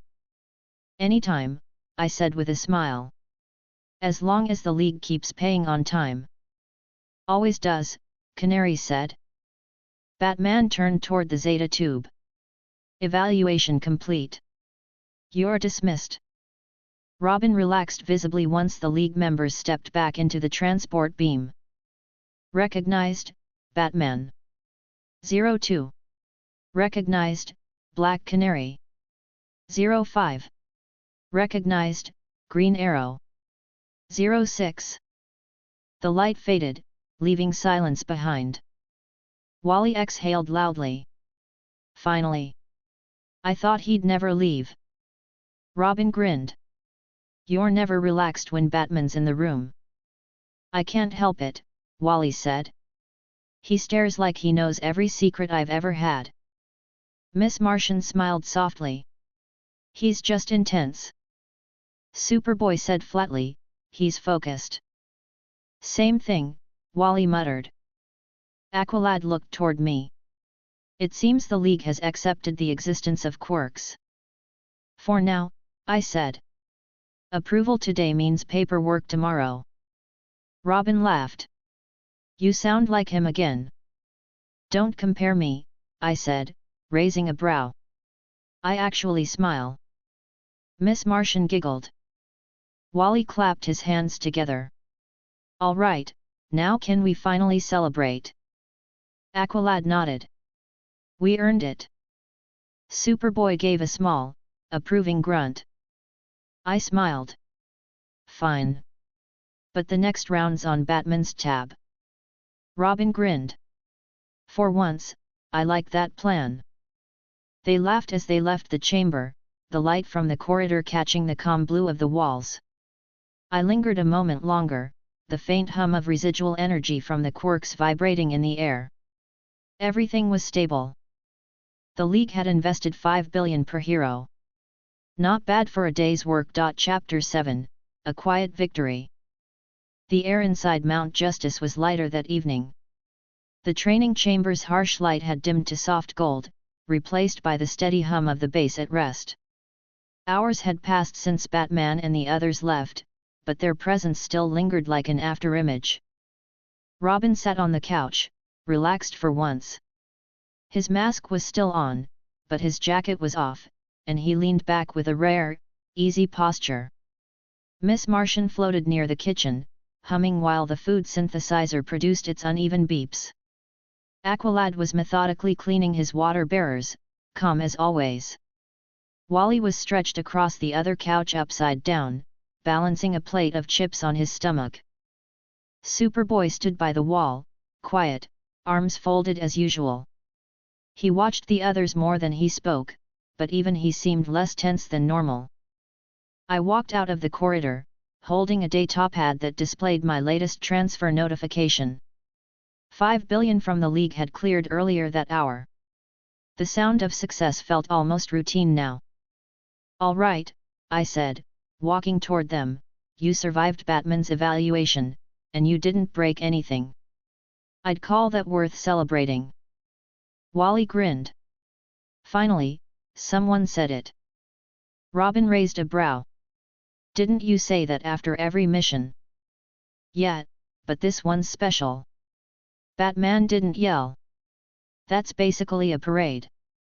Miss Martian smiled, floating the plates of food over to the table. I thought we could eat together tonight. It's been a long few days. Aqualad nodded. That is wise. Rest strengthens focus.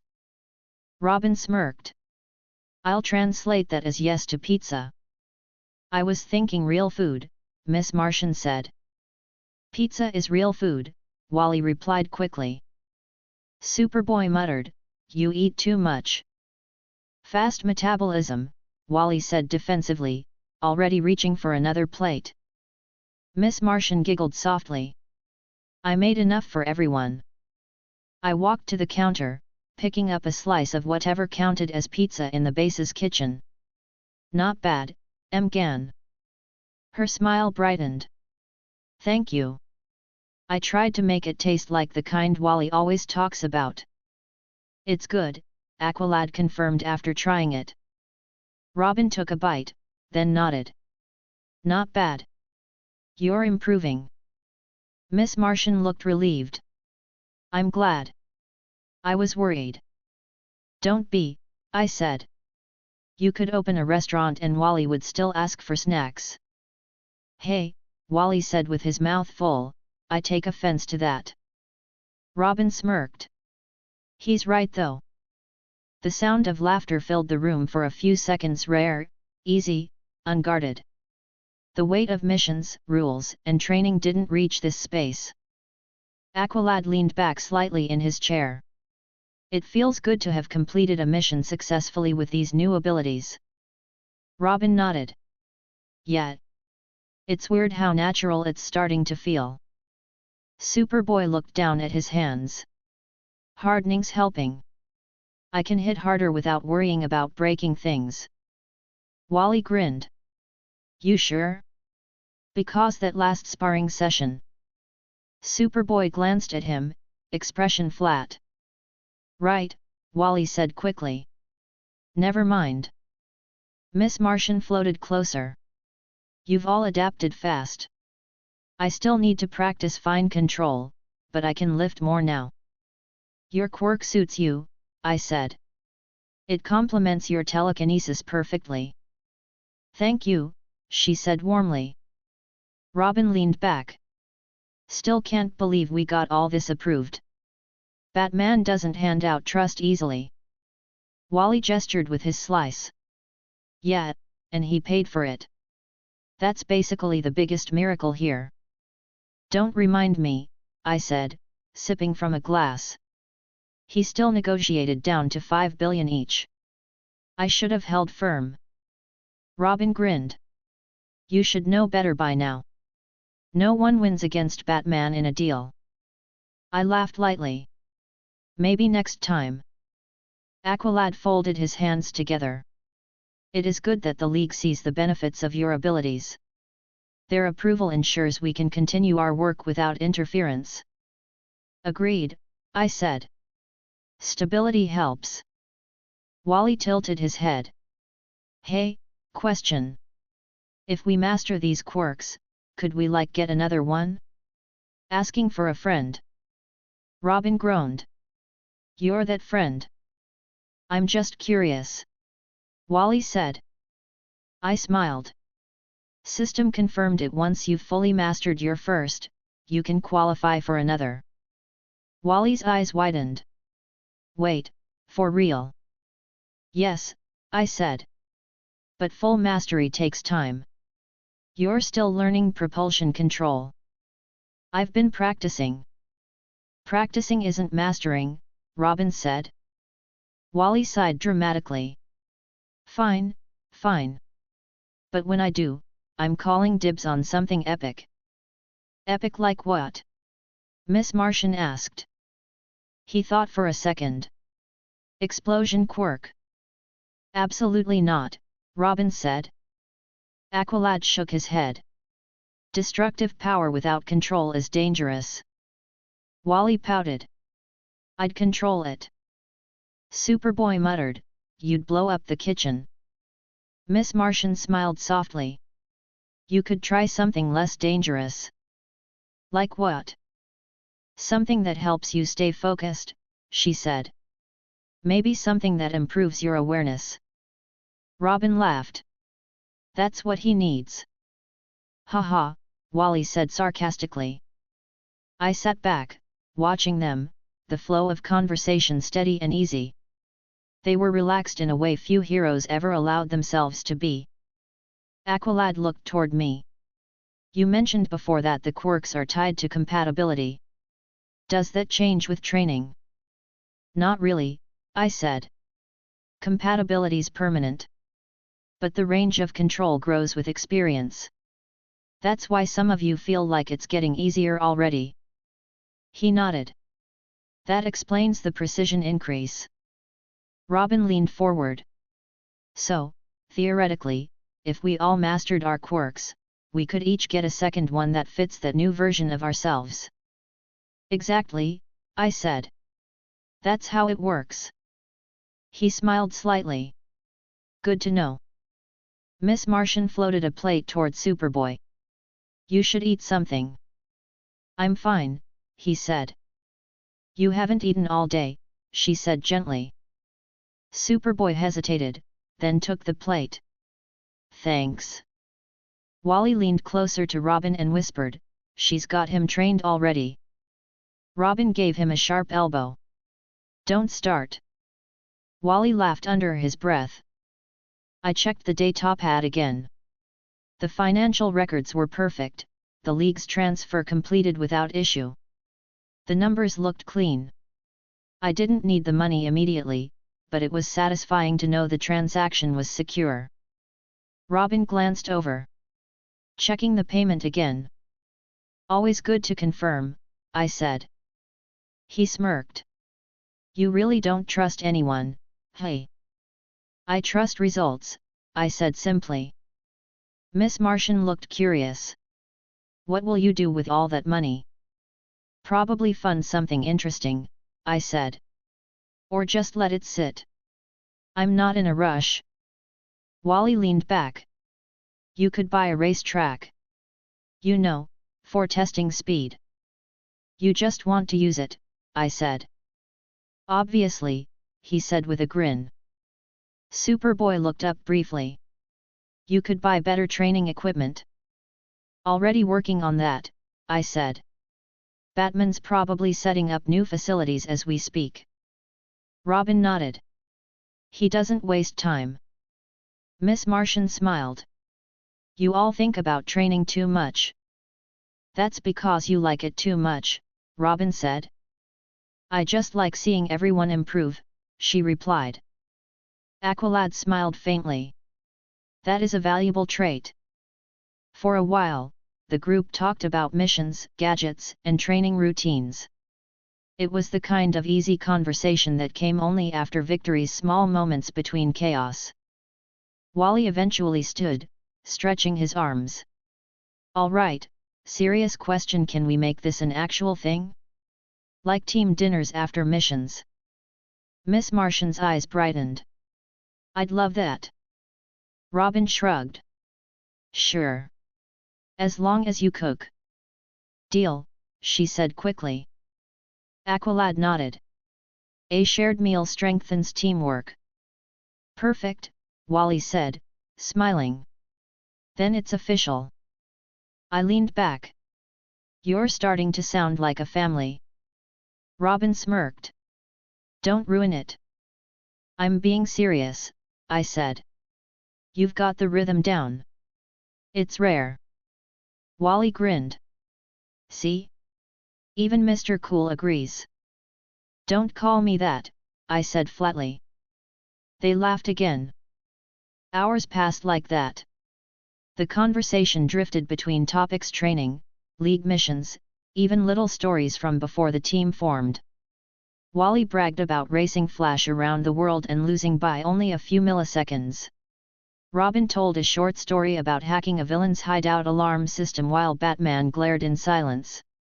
Miss Martian laughed at both of them. Aqualad listened, occasionally adding calm observations. Superboy remained mostly quiet, but he didn't leave. That alone said enough. When the night grew later, Miss Martian cleaned the dishes with her telekinesis, stacking them neatly in the sink. Robin stood and stretched. We should probably call it. Yeah, Wally said. Before Batman calls another midnight meeting. Aqualad turned off the main lights. We meet at dawn tomorrow for routine drills. Robin groaned. Of course we do. Miss Martian smiled. Good night, everyone. Superboy nodded slightly before heading to his room. Wally waved lazily. Night. They scattered one by one until only Aqualad and I remained in the room. He looked toward me.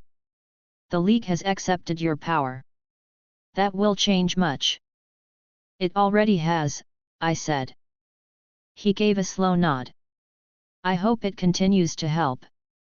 It will, I said. As long as people use it well. He regarded me for a moment longer, then said, You have our trust. Glad to hear it, I said. He left quietly, the sound of his footsteps fading down the hall. I stood alone for a moment, glancing around the now empty room. The faint hum of the bass was the only sound left. I picked up my glass, finishing what was left, and walked toward the console to shut down the last of the lights. The celebration was simple, but it was enough. The team was stronger, closer, and for the first time since I'd arrived they were comfortable. I smiled faintly to myself as the lights dimmed. Another day, another quiet victory. Chapter 8, Energy over Metropolis. The morning inside Mount Justice started quietly. The sea outside was calm, sunlight flickering across the glass panels that curved along the wall. The bass hummed with low mechanical sound. I sat at the table, reviewing League transmissions from the night before. The team was gathering slowly, Miss Martian first, floating in, hair still slightly damp from her morning shower. Robin next, mask already on, holding a protein bar in one hand and tapping his wrist computer with the other. Wally jogging in circles around the couch, barely awake but refusing to stop moving. Aqualad calm as always, precise and silent as he entered. Superboy walked in last, already in uniform, expression unreadable. "Morning," Miss Martian said brightly, gliding toward the kitchen. Robin yawned. "Morning. Coffee machine still broken, right?" "Still broken," I said.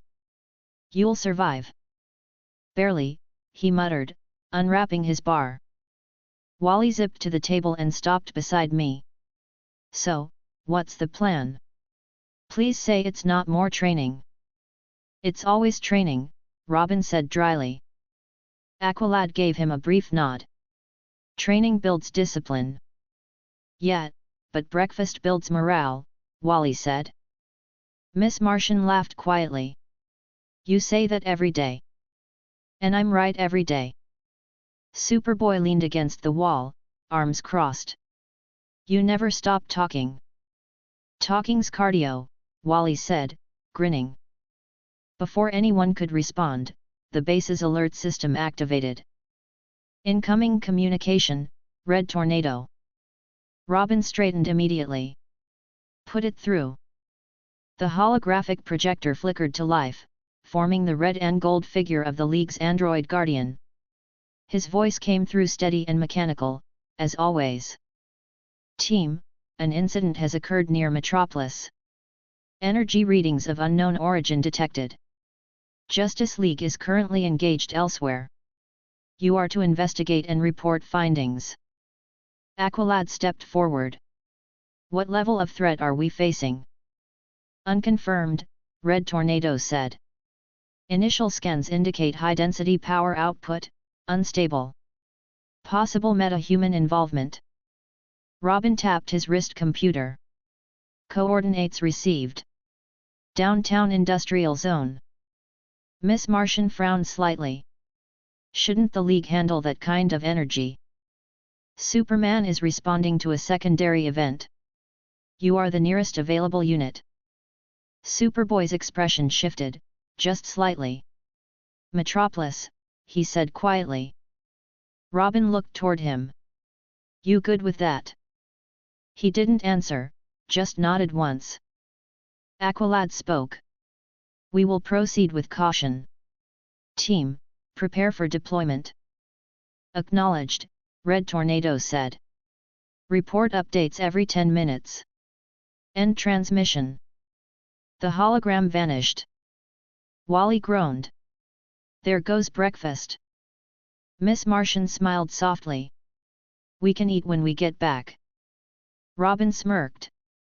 "Assuming we don't get vaporized." "Not funny," Wally said. "Kind of funny," I said. He glared but didn't argue. Aqualad turned toward the Zeta tube. "Team, move." "Recognized, Aqualad." B04. "Recognized, Robin." B01. "Recognized, Kid Flash." B02. "Recognized, Miss Martian." B05. "Recognized, Superboy." B03. "Recognized, Apex." Guest 1. The light enveloped us, and the next second, the cool metallic air of Mount Justice was replaced by the warm wind of the city. We stood on the edge of an industrial district outside downtown Metropolis.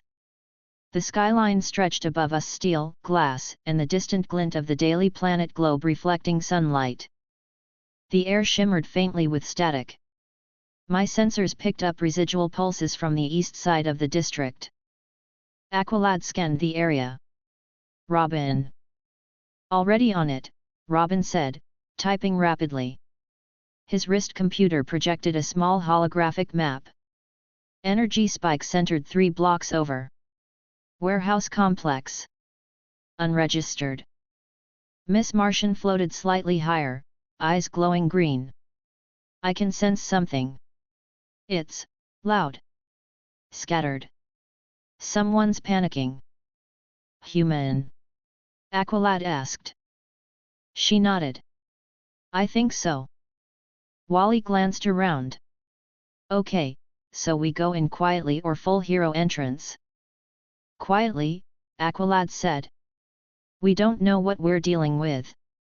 Boring, Wally muttered, but he followed. We moved through the narrow alleys between the warehouses, staying in shadow. The sound of distant traffic from the main city faded behind us. As we approached the target structure, the air grew heavier, humming faintly. The walls of the warehouse glowed faintly blue, energy veins spreading through the metal. Robin crouched beside the door. That's not normal industrial wiring. Definitely not, I said. Miss Martian whispered, there's someone inside. Superboy, Aqualad said quietly, you and Apex take point. Robin, disable locks. On it, Robin said, pulling a small device from his belt. He attached it to the panel. A faint click later, the door unlocked. Aqualad gave a nod. Go. Superboy pushed the door open with controlled force. The inside of the warehouse flickered with blue light. Machines lined the walls, pulsing faintly.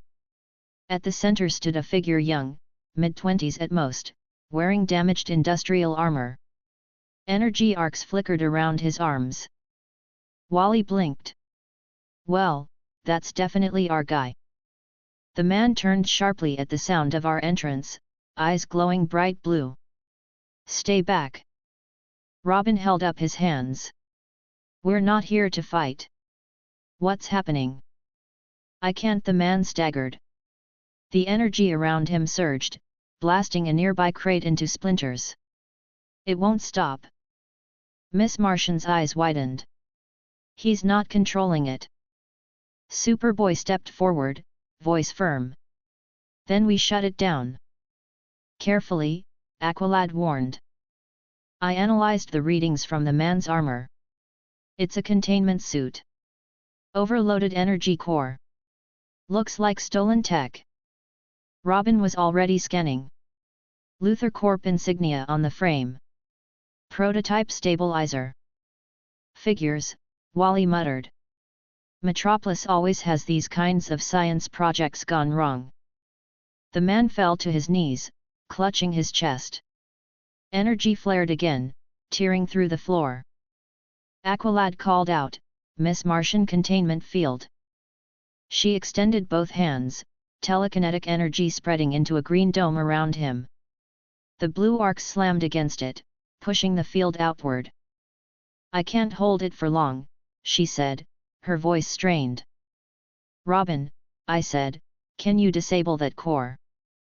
Maybe, if I can get close enough. Wally nodded. I can distract him. Don't get fried, Robin said. No promises, Wally said, grinning faintly before vanishing in a blur. He darted in circles around the man, kicking debris away, shouting quick distractions. Robin dashed forward, sliding under one of the energy bursts. He reached the man's back, hands moving rapidly as he pulled open a panel on the armor. 30 seconds, he shouted. Aqualad drew his water bearers, forming concentrated streams that hardened like glass. Superboy, assist me. Superboy nodded, stepping into position. Together, they used precision strikes to guide the energy flow upward, keeping it from hitting the others. I moved closer, monitoring the readings. Core destabilization reaching critical. Robin, now.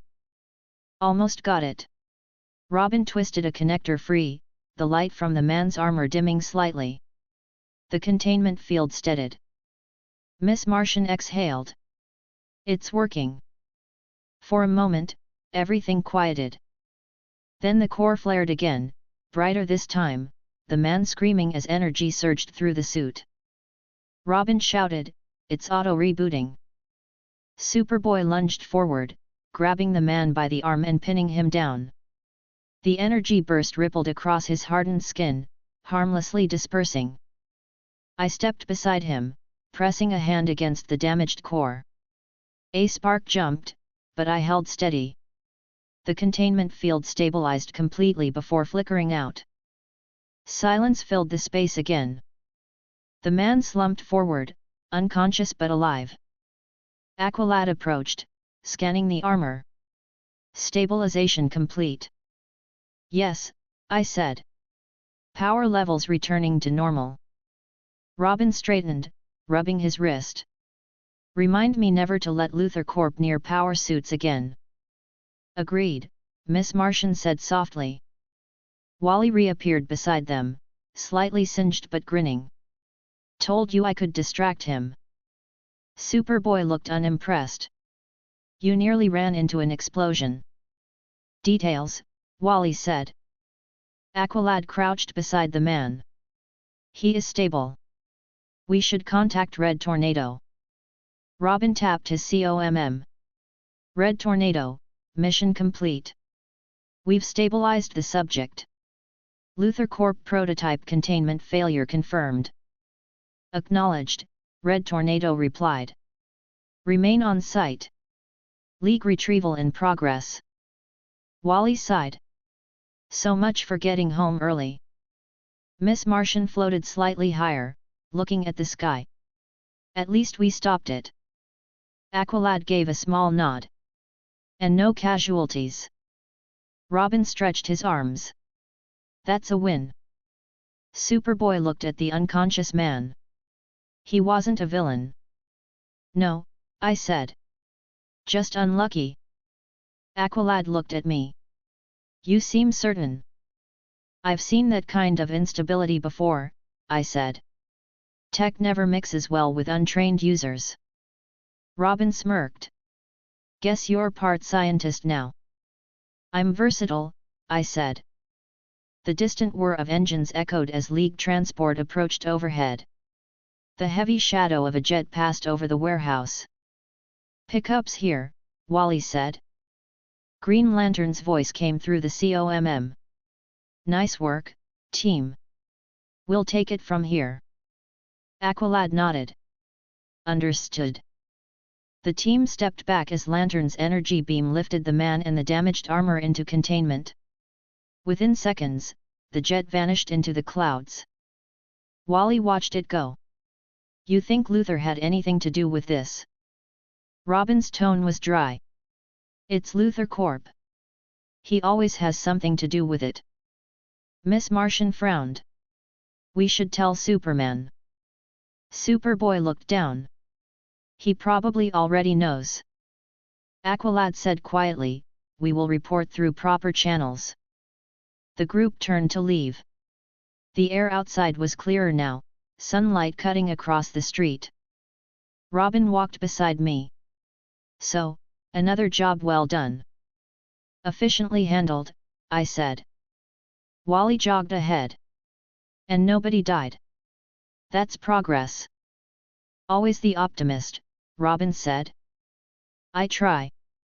Back at the Zeta tube, Miss Martian turned toward Aqualad. Do we return to the base? Yes, he said. We will prepare the report for Batman. Ugh, Wally said. Another lecture. Robin grinned. At least he can't say we broke anything this time. When we stepped back into Mount Justice, the base lights flickered softly, greeting us. The mission had been short, but the tension had taken a toll. Aqualad removed his gloves and set them neatly aside. We will write the report together. Robin dropped onto the couch. Fine by me. Wally collapsed beside him. Can we at least eat while writing it? Miss Martian smiled. I'll make something. Superboy walked to the side console. You're still hungry? Always, Wally said. I sat across from them. I'll handle the transmission log for Tornado. You focus on the summary. Robin nodded. Got it. Miss Martian floated a tray toward the table. You were right, Aqualad. We're adapting well. He smiled faintly. Yes. The team functions efficiently. Superboy said quietly, "We're stronger." Wally grinned. "We're awesome." Robin added, "And alive. Bonus points." I leaned back in my chair. "Not bad for a day's work." They laughed softly, the tension fading again as the bass settled back into its steady rhythm. Chapter 9, The Price of Strength. The day after the Metropolis mission, Mount Justice was quiet again. The morning light spilled through the windows, and for once, no alarms or transmissions interrupted breakfast. Robin was perched on the back of the couch, legs crossed, typing something on his wrist computer. Miss Martian hovered a few inches above the floor, humming softly while the kitchen unit produced a faint mechanical buzz. Wally was, as usual, moving too fast for the room, darting between the kitchen and couch with energy that made the air shift. Aqualad sat near the large table, reviewing reports from Batman. Superboy stood near the far wall, staring at the screen that displayed the League's broadcast feed. I stood near the console, sipping from a mug, checking the status updates on my datapad. The report about the energy event in Metropolis had already been filed. The League was cross-referencing it with Luthor Corp's manufacturing registry. Everything pointed to Lex Luthor again. "Still nothing from the League?" Robin asked without looking up. "Not yet," Aqualad said. "Batman said they would contact us when necessary." Wally appeared next to me suddenly. "Necessary usually means we get stuck with cleanup duty." Robin smirked. "You mean we do all the work and the League gets the credit?" Miss Martian floated closer, smiling gently. "That's not true. They appreciate us." Superboy's eyes stayed fixed on the screen. "Some of them do." The air shifted slightly as the Zeta tube activated. "Recognized, Superman. 01. Everyone turned. The light faded, and Superman stepped forward, his expression unreadable. The red and blue of his suit reflected the morning light. His gaze went directly to Superboy first, then to the rest of us. Aqualad stood immediately. "Superman." "Morning," Superman said simply. His tone wasn't sharp, but it carried the kind of weight that filled the room. Robin jumped off the couch. "Did the League send you to follow up on the Metropolis case?" "Yes," he said, walking closer.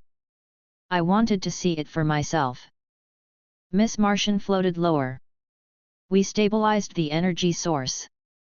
It was Luthor Corp tech." Superman nodded slightly. "I read the report. You all handled it well." Wally grinned. "So we get a compliment?" "That's new." Superman didn't react, but his tone softened just slightly. "You earned it." Aqualad inclined his head respectfully. "We only did what was necessary." Superman's gaze shifted to me next. "You were there too." "Observation only," I said easily. "But I helped with stabilization when the armor started to collapse." He gave a brief nod. "You seem to find yourself around major incidents often." "I attract interesting company," I said lightly. Robin muttered, "That's one way to put it." Superman looked back at Superboy, who still hadn't said a word.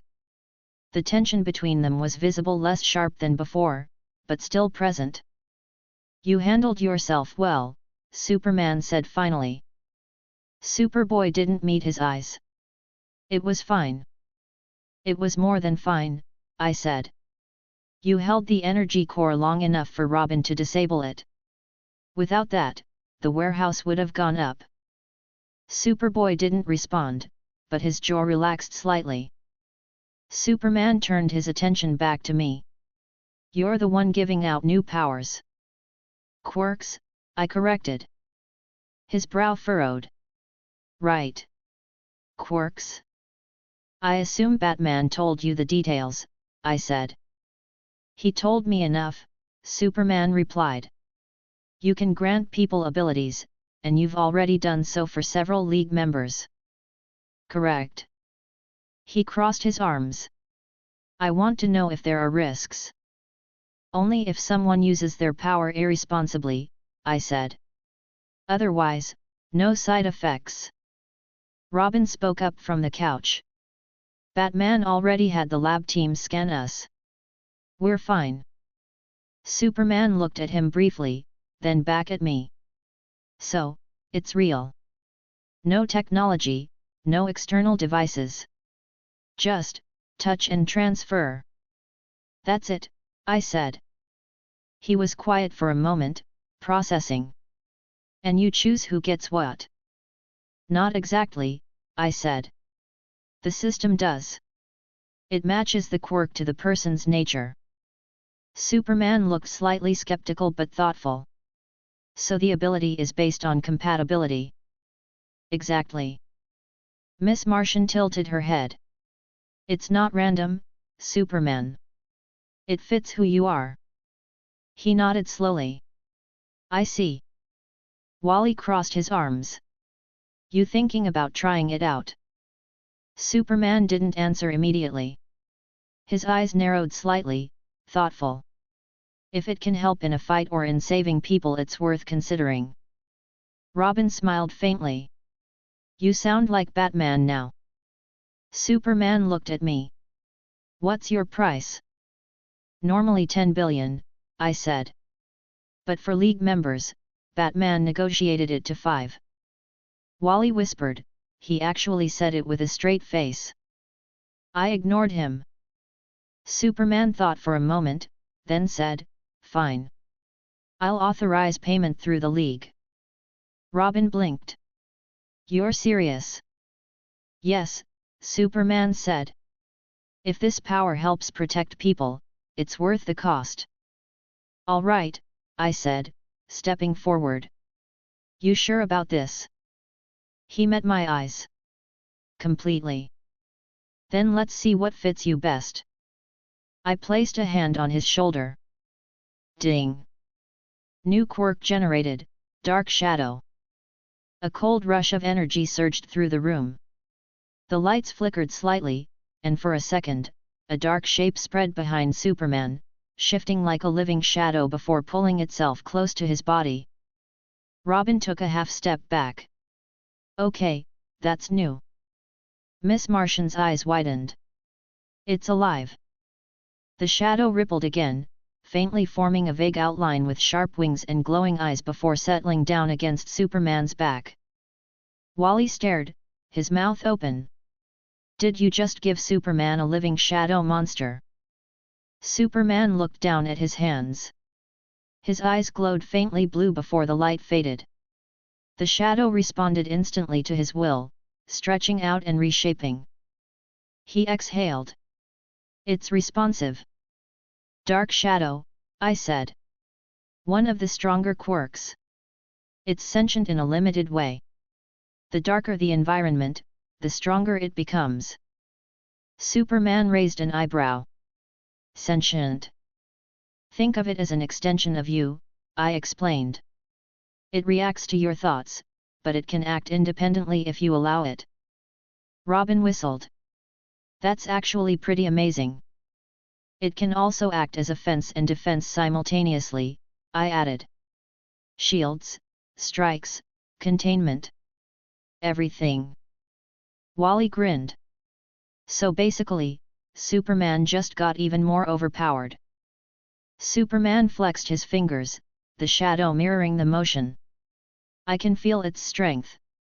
It's different. Not like solar energy. It's colder. It reacts to light levels, I said. Stronger in shadow, weaker in direct sunlight. He nodded. That's manageable. Miss Martian smiled. It suits you. Superman gave a small, faint smile in return. Thank you. Superboy was silent for several seconds before finally saying, You control it easily. Superman looked at him. You could too. Superboy didn't respond, but his expression softened slightly. Robin tapped his wrist computer. Energy readings are stable. No spikes. Aqualad, who had been quietly watching, spoke finally. That power complements your existing strength well. Superman nodded. I'll need to test it in controlled conditions. I smiled faintly. You'll figure it out fast. You're built for it. He looked at me curiously. You seem sure of that. Let's say I know how to read people, I said. He gave a short nod, acknowledging that without further comment. Wally was still circling him, fascinated. Man, if you show up at night with that thing behind you, villains are gonna run on sight. Robin smirked. They already do. Superman turned to the team. I appreciate what you did in Metropolis. That containment failure could have spread to half the city. It was teamwork, Aqualad said. Superboy stood a bit straighter. We handled it. Superman's eyes flicked toward him again. You did well. Superboy nodded once, quietly satisfied. Superman looked back at me. How long will it take for me to fully synchronize with this ability? Varies, I said. Could be days, could be weeks. Depends on how often you use it. He flexed his hand again, the shadow stretching briefly across the wall before pulling back. Understood. Robin crossed his arms. So, are we supposed to tell Batman about this? He'll know, Superman said. Wally laughed. Of course he will. He probably knew 5 minutes ago. Miss Martian smiled. Batman always knows. Superman gave a small sigh. I'll update him directly.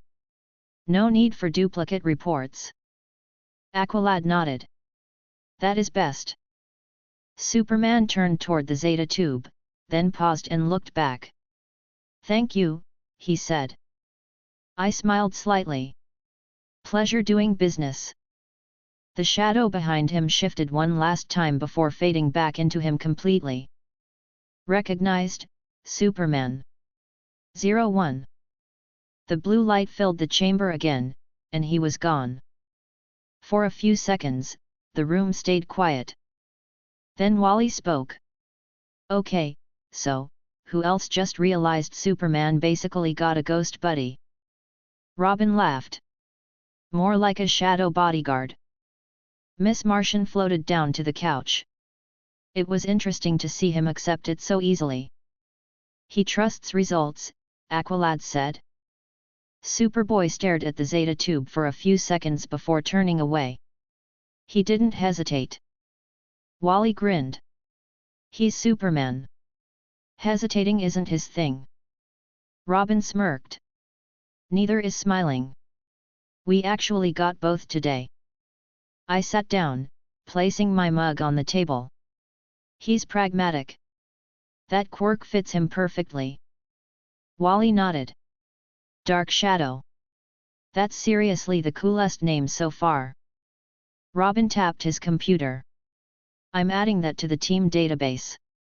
Might as well log it properly. Miss Martian smiled. Do you think the League will want more powers now? Probably, I said. Once they see Superman handling his so easily. Wally leaned forward. You think Flash will want one?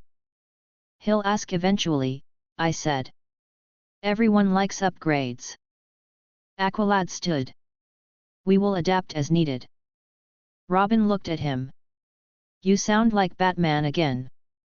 I am focused on stability, Aqualad said calmly. Miss Martian floated higher. That's a good thing. Superboy started toward the hall. I'm going to train. Again. Wally said. You just got back. Superboy didn't answer. Robin sighed. He's not gonna rest until he matches Superman. He will get there, Aqualad said. Miss Martian smiled faintly. He already has in some ways. Wally stretched. Yeah, but now Superman's got a dark pet monster. Hard to compete with that.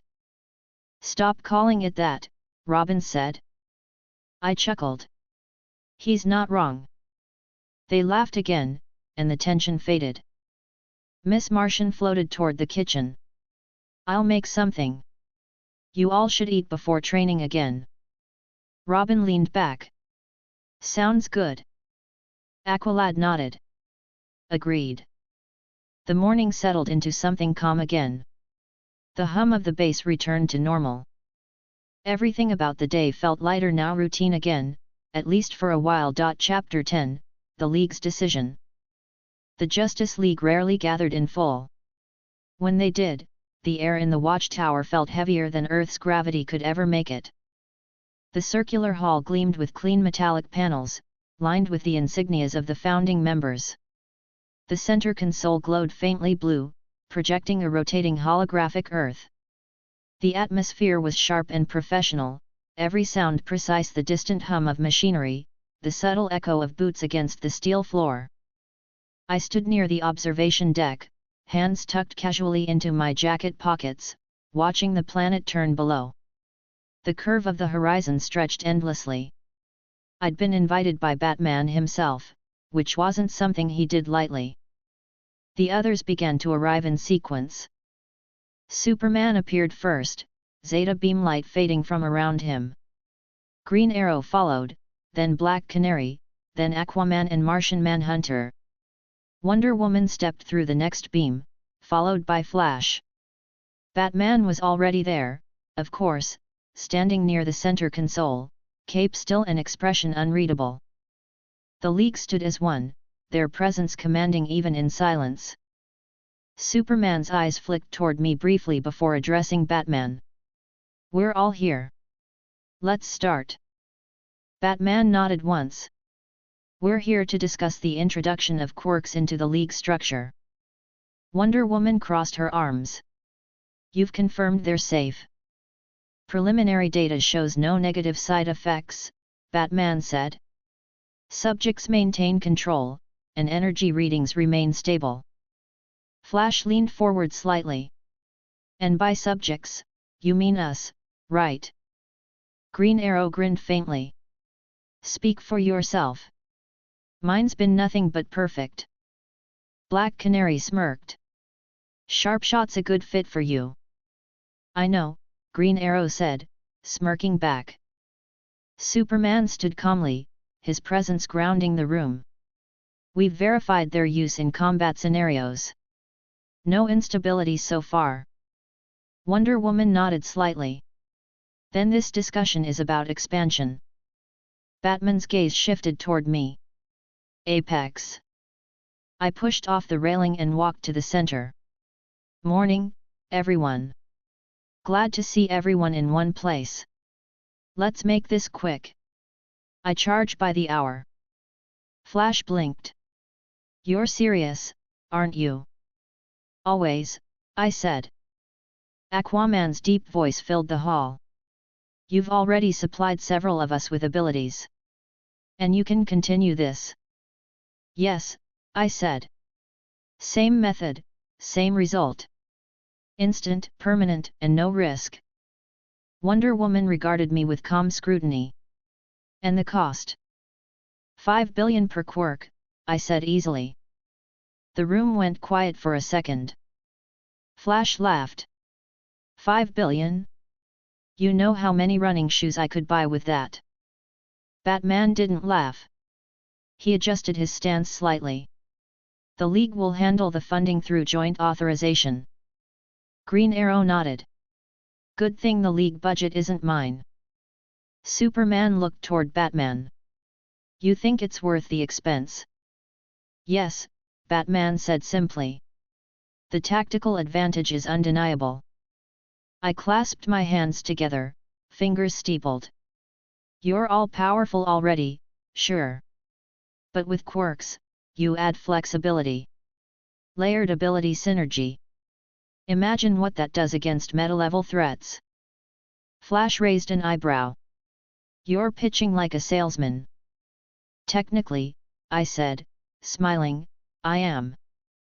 Wonder Woman crossed her arms tighter. Your confidence is notable.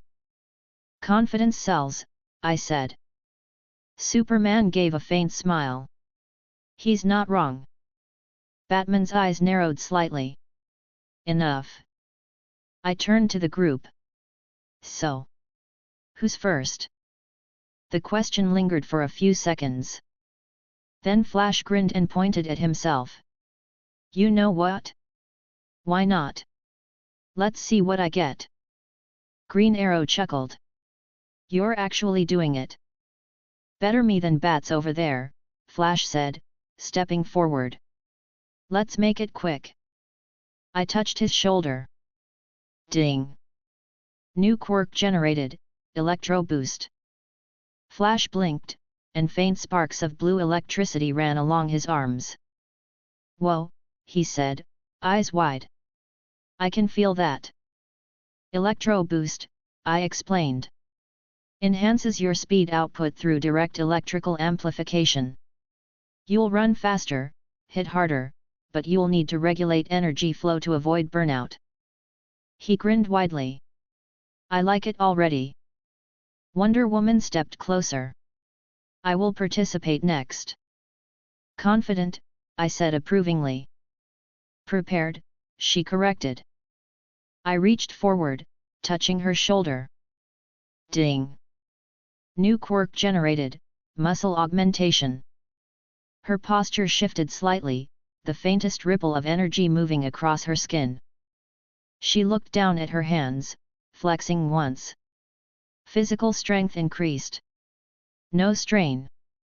Muscle augmentation, I said. Permanent enhancement to muscle density.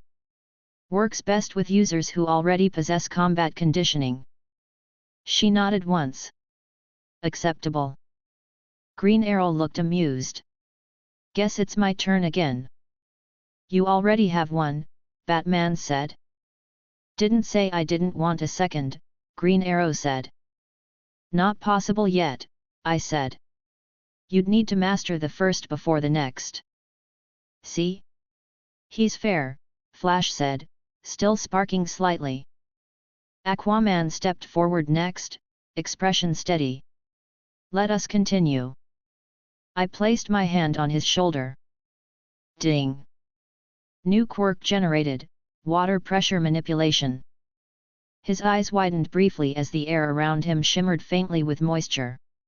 Control over hydrostatic force, I explained. You can adjust water pressure density in any environment. Even out of ocean depth. Aquaman tested it, lifting a stream of water from his utility canister. The liquid hovered before condensing into a sphere so dense it cracked the nearby floor. Impressive, he said simply. Efficient, Batman noted. Martian Manhunter spoke next. I will undergo the process as well. Ready? I asked. Yes. Ding. New quirk generated, phase drift. His form flickered faintly between states, stabilizing instantly. You can phase at molecular level now, I said. Precision control. Shorter cooldown time. Useful, Martian Manhunter said calmly. Black Canary stepped forward with a faint grin. Guess I'm already upgraded, hey. You're perfect as you are, I said smoothly. She smirked. Flattery doesn't reduce the bill. Never hurts to try, I said. Flash laughed. He's gonna try to charge the league double at this rate. I rubbed my hands together slowly, palms sliding against each other in deliberate rhythm, the faint sound echoing. Maybe triple. Depends how generous Batman's feeling today. The faintest twitch crossed Batman's mouth. Not quite a frown, more the shadow of one. A single drop of sweat slid down the side of his face before he looked away slightly. Flash noticed and burst out laughing. Did I just see Batman sweat? No, Batman said immediately. Yes, Green Arrow said. Yes, you did. Wonder Woman shook her head. Focus. Superman smiled faintly, arms crossed. I think we're fine for now. Batman cleared his throat. Enough distractions. Continue. I leaned back slightly, Grin still in place. That's all the league members present. Anyone else want to sign up early? Green Arrow raised a hand. If you ever do a buy one get one deal, let me know. Noted, I said. Superman's tone shifted back to serious. You understand that the league will monitor this closely? Of course, I said. Transparency. I'm a professional. Flash muttered, professional and rich now. Both can be true, I said. Batman turned toward the group. The next step is regulation. These quirks will be categorized as league tier enhancements. Training protocols will be established for each user. Wonder Woman nodded. That's reasonable. Aquaman agreed. Such power should not go unchecked. Flash raised his hand lazily. Does unchecked include fun runs? Asking for a friend. No, Batman said flatly. Flash sighed. Figures. Superman looked at me again. You've given these abilities freely to the younger team as well. They earned them, I said. Good, Superman said. They'll need them. Wonder Woman turned to Batman. When will this integration be made public? Not soon, Batman said. We control information flow. Green Arrow smirked. So, never. Not never, Batman replied. When it's time. Superman folded his arms. Until then, we test and monitor. Martian Manhunter added, we must also consider psychological effects. Already handled, Batman said. Biomonitoring shows no mental strain.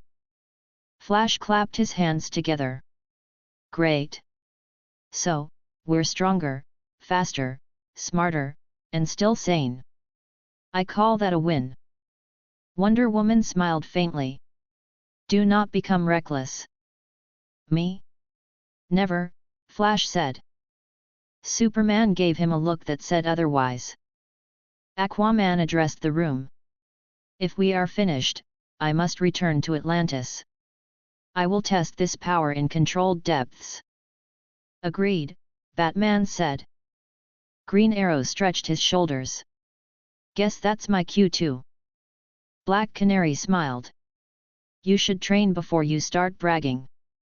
I never brag, he said. Constantly, she replied. He sighed. Details. Flash zipped toward me, stopping just close enough for the static to buzz. You know, I might actually pay you out of my own pocket for another one when I master this. Looking forward to it, I said. He grinned. Figures. One by one, the league members began to disperse, their Zeta signals flashing bright blue across the hall. Recognized, Wonder Woman. 03. Recognized, Aquaman. 04. Recognized, Martian Manhunter. 05. Recognized, Black Canary. 06. Recognized, Green Arrow. 07. Recognized, Flash. 08. The room grew quieter. Only Batman, Superman, and I remained. Batman turned toward me. You'll receive payment within the hour. Always punctual, I said. Superman crossed his arms. You're efficient. I'll give you that. Efficiency is profitable, I said. Batman's eyes narrowed. Don't abuse that. I don't abuse, I said. I provide. Superman smirked faintly. He's got answers for everything. I like to think so, I said. Batman pressed something on his gauntlet, bringing up a hollow display. Next step is training coordination. You'll observe remotely, unless otherwise requested. Understood, I said. Superman nodded. Good work so far. Whatever this is, it's helping. That's the goal, I said. He gave a small nod, the faintest smile before stepping back into the Zeta beam. Recognized, Superman. 01. The light faded. Batman stayed behind for a moment longer, typing something into his console. Something else? I asked. He didn't look up. You're drawing attention. Be careful. I'm always careful, I said. He finished his input, closing the panel. We'll see. He stepped toward the Zeta platform. Recognized, Batman. 02. The room emptied. I looked around the now quiet watchtower, the faint hum of orbiting machinery filling the silence again. The League was stronger now. That much was certain. And business was good. Chapter 11, New Blood. The Zeta beam faded, leaving me standing once again in the main chamber of Mount Justice. The sound of the ocean filled the silence outside, rhythmic and calm. The base lights adjusted automatically to the change in presence. I stretched my arms lightly. I'm back. No one responded at first. Robin sat on the couch, legs propped up on the armrest, flipping through a holographic report. Wally was at the kitchen counter, halfway through a bowl of cereal. Miss Martian floated a few inches above the floor, checking something on her tablet.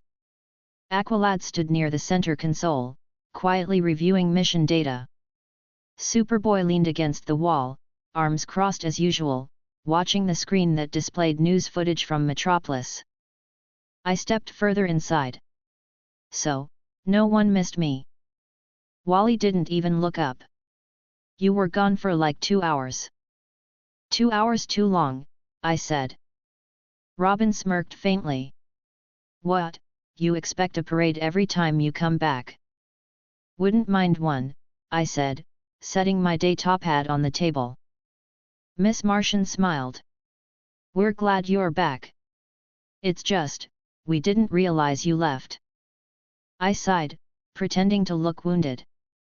My presence is clearly underappreciated. Wally grinned. We noticed. We just didn't care. Charming as always, I said dryly. Superboy didn't move his eyes from the screen. Where'd you go? League meeting, I said.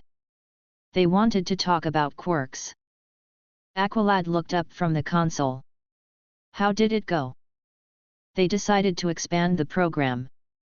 Several members received their own abilities. Robin leaned forward. So who got what?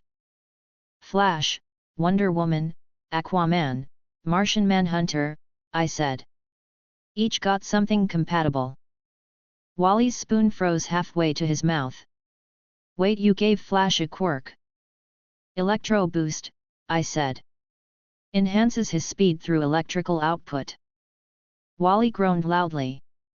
You just made my life harder. Robin smirked. You mean you actually had a chance before? Harsh, Wally said. Accurate, I replied. Miss Martian floated closer. Did everyone react well? They handled it fine, I said. Batman paid before I even left. Robin laughed quietly. Figures. Aqualad folded his arms. It is good that the League sees value in your work. They're learning, I said. Slowly. Wally finished his cereal and set the bowl down. So, does this mean we're officially the junior division of the most overpowered team on the planet? Pretty much, I said. He grinned. Nice. Before I could reply, the base's Zeta tube activated. Recognized, Green Arrow. 07. Recognized, Artemis. B07. Everyone turned toward the entrance as the blue light faded. Green Arrow stepped forward first, his bow slung across his back, expression calm but focused. Behind him stood a girl around their age, blonde hair tied back, green uniform, confident stance. Robin blinked. Artemis. Aqualad took a step forward. You are here for team assignment? Green Arrow nodded. Batman cleared it. Artemis will be joining the team full-time. Wally frowned slightly. Wait, what happened to Speedy? Green Arrow's tone didn't change. He made his choice. Miss Martian floated lower, smiling politely. Welcome to the team. Artemis nodded. Thanks. Robin stood, analyzing her quickly. Archer, hey. She met his gaze without flinching. Like I said, team player. Wally muttered under his breath, yeah, sure. Artemis gave him a sharp look. Got something to say? He smiled. Nope. Just surprised we're collecting archers now. Green Arrow sighed. She's good. Give her a chance. Aqualad nodded. Every member has a role. You are welcome here. Superboy looked at her briefly, then back at the screen. We'll see. Artemis crossed her arms. Friendly group. Give it time, Robin said. Green Arrow looked toward me. Heard you've been giving out powers. Word travels fast, I said. He smirked slightly. Batman's been talking. Of course he has. Artemis looked between us. You can actually do that? Give people powers. Quirks, I said. And yes. Her eyes widened slightly. That's different. Robin grinned. You get used to it. Wally pointed at me. He charges though. 5 billion a pop. Artemis blinked. 5 billion. Discount rate, I said. Green Arrow chuckled. He's not kidding. I shrugged. It's good business. Miss Martian floated a little higher. Will Artemis be joining our next mission? Yes, Aqualad said. She will train with us today. Training? Artemis asked. I just got here. Standard protocol, Aqualad said calmly. It ensures coordination. Green Arrow nodded in agreement. You'll be fine. They're good kids. Wally muttered, except when we're not. Robin elbowed him. Quiet. Green Arrow turned to me. Appreciate what you did for the League. The new abilities help. My accuracy's sharper than ever. Sharpshot's a strong match, I said. Guess so, he said with a faint smile. Batman said to keep you in the loop if the League expands further. I'm always in the loop, I said. He nodded once and turned to Artemis. You're in good hands here. Artemis gave a short nod, adjusting her bow. I'll make it work. He looked around the room one last time, then stepped toward the Zeta tube. Recognized, Green Arrow. 07. The light swallowed him and vanished. Wally leaned back against the counter. So, new teammate. Yay.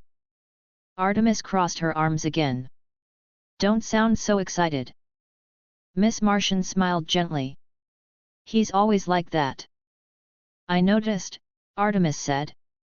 Robin smirked. You'll fit in fine. Aqualad gestured toward the training chamber. We begin in 5 minutes. Wally groaned. Can't we start with a tour or something? No, Aqualad said. Worth a try, Wally said quietly. Artemis followed the group toward the training area, her movements confident but measured. She was clearly assessing everyone, eyes flicking from Robin to Wally to Superboy. Once inside, the wide chamber hummed to life. The reinforced floor panels retracted slightly, revealing the adjustable terrain. Robin went straight to the console. Simulation Level 3. Obstacle Pattern Delta.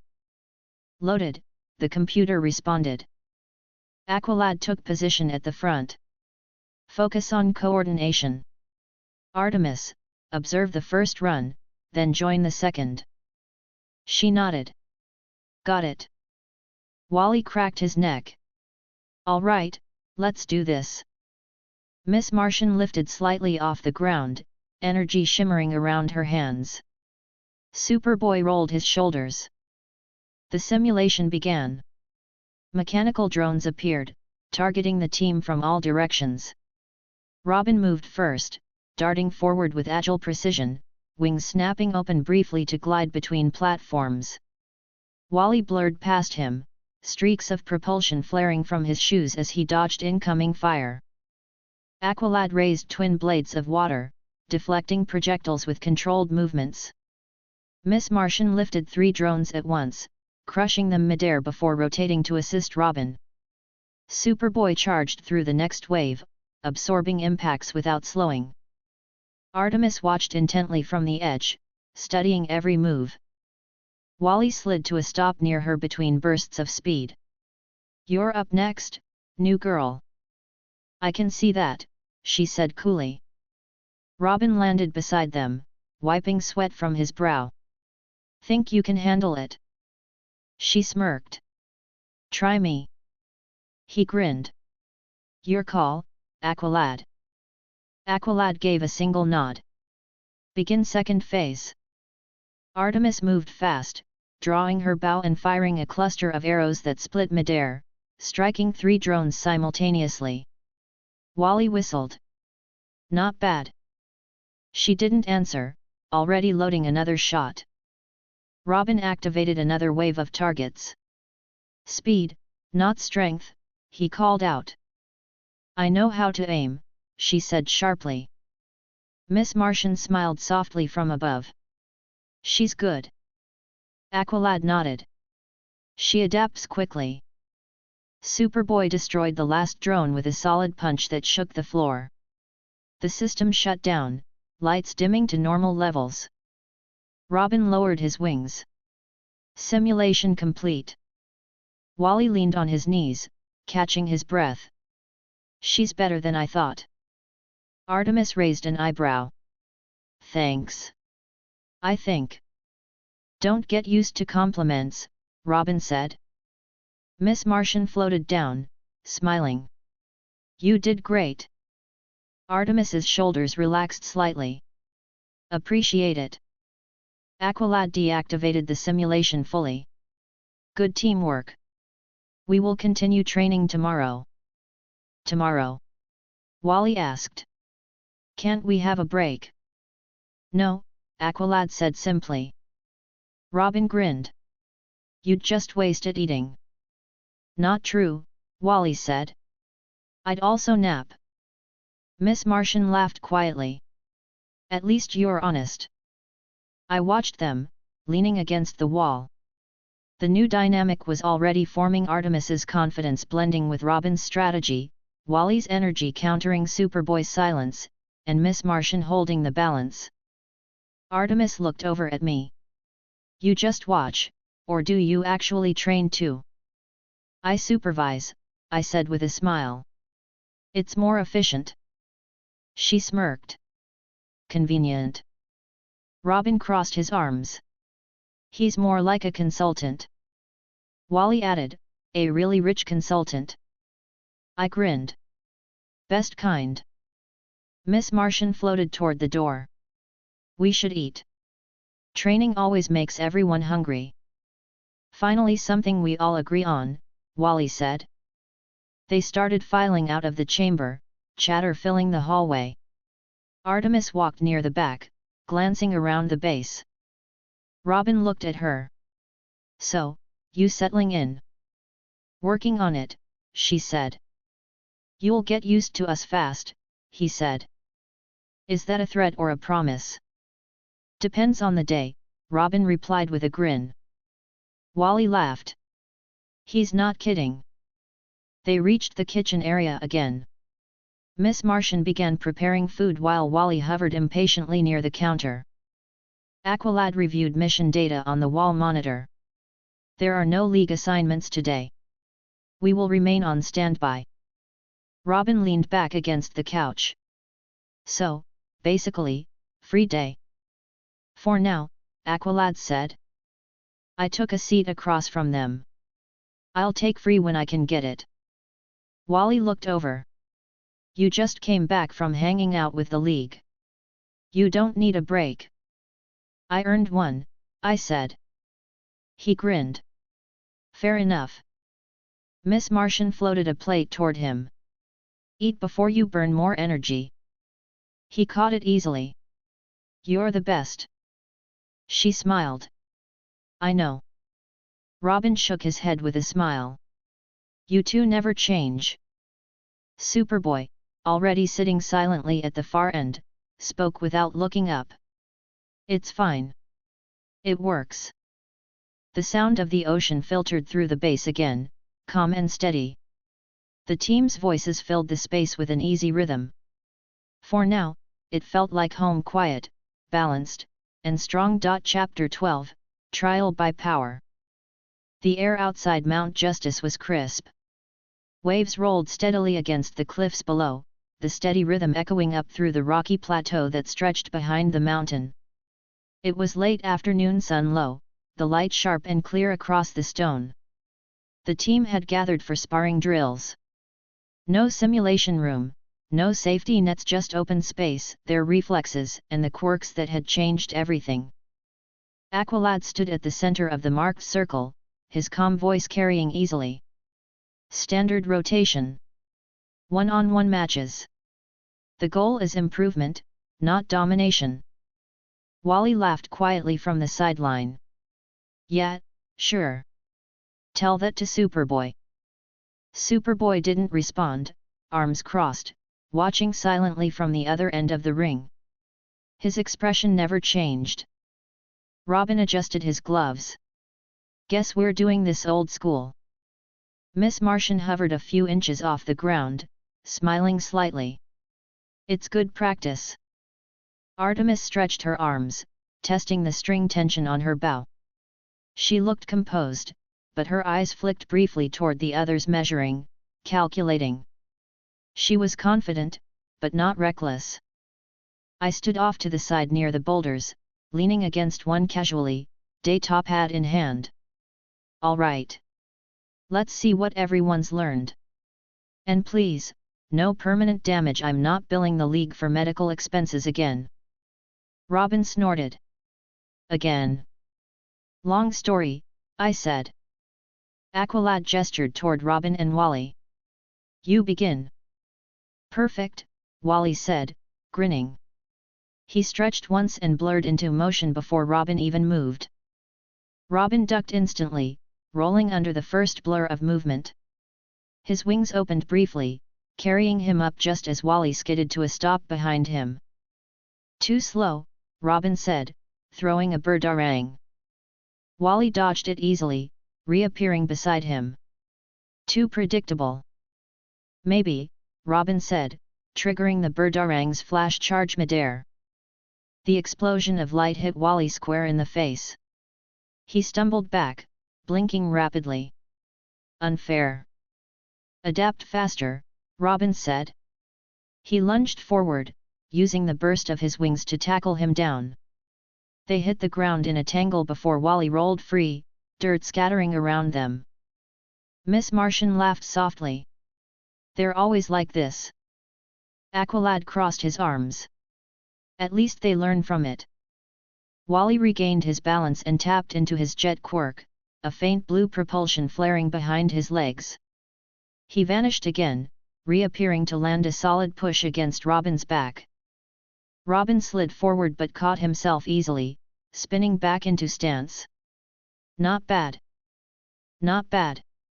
Wally said. That's a win. Aqualad raised his hand. Enough. Winner, Kid Flash. Robin groaned. He just got lucky. Yeah, lucky and faster, Wally said proudly. Miss Martian clapped her hands together gently. Good job, both of you. Aqualad turned toward her. You are next, against me. She blinked, then nodded. Okay. They took their positions. Miss Martian floated higher, eyes glowing faint green as her telekinesis spread out in soft waves. Aqualad readied his bearers, blades forming from pressurized water. Begin, I said. Miss Martian moved first, sending 3 small rocks flying toward him. Aqualad deflected them easily, his focus steady. He advanced, calm and controlled, each strike measured. Miss Martian lifted herself higher, pushing him back with concentrated bursts of telekinetic force. He crouched low, redirected the water from his bearers, and fired a thin jet upward. It struck her barrier directly, shattering it briefly before she reformed it. Wally whispered beside me, "He's going easy." I nodded. He always does. Aqualad shifted tactics, using short feints to close distance. Miss Martian held firm until he caught her off guard with a sudden shift, water blades turning into a wide shield that forced her to back away.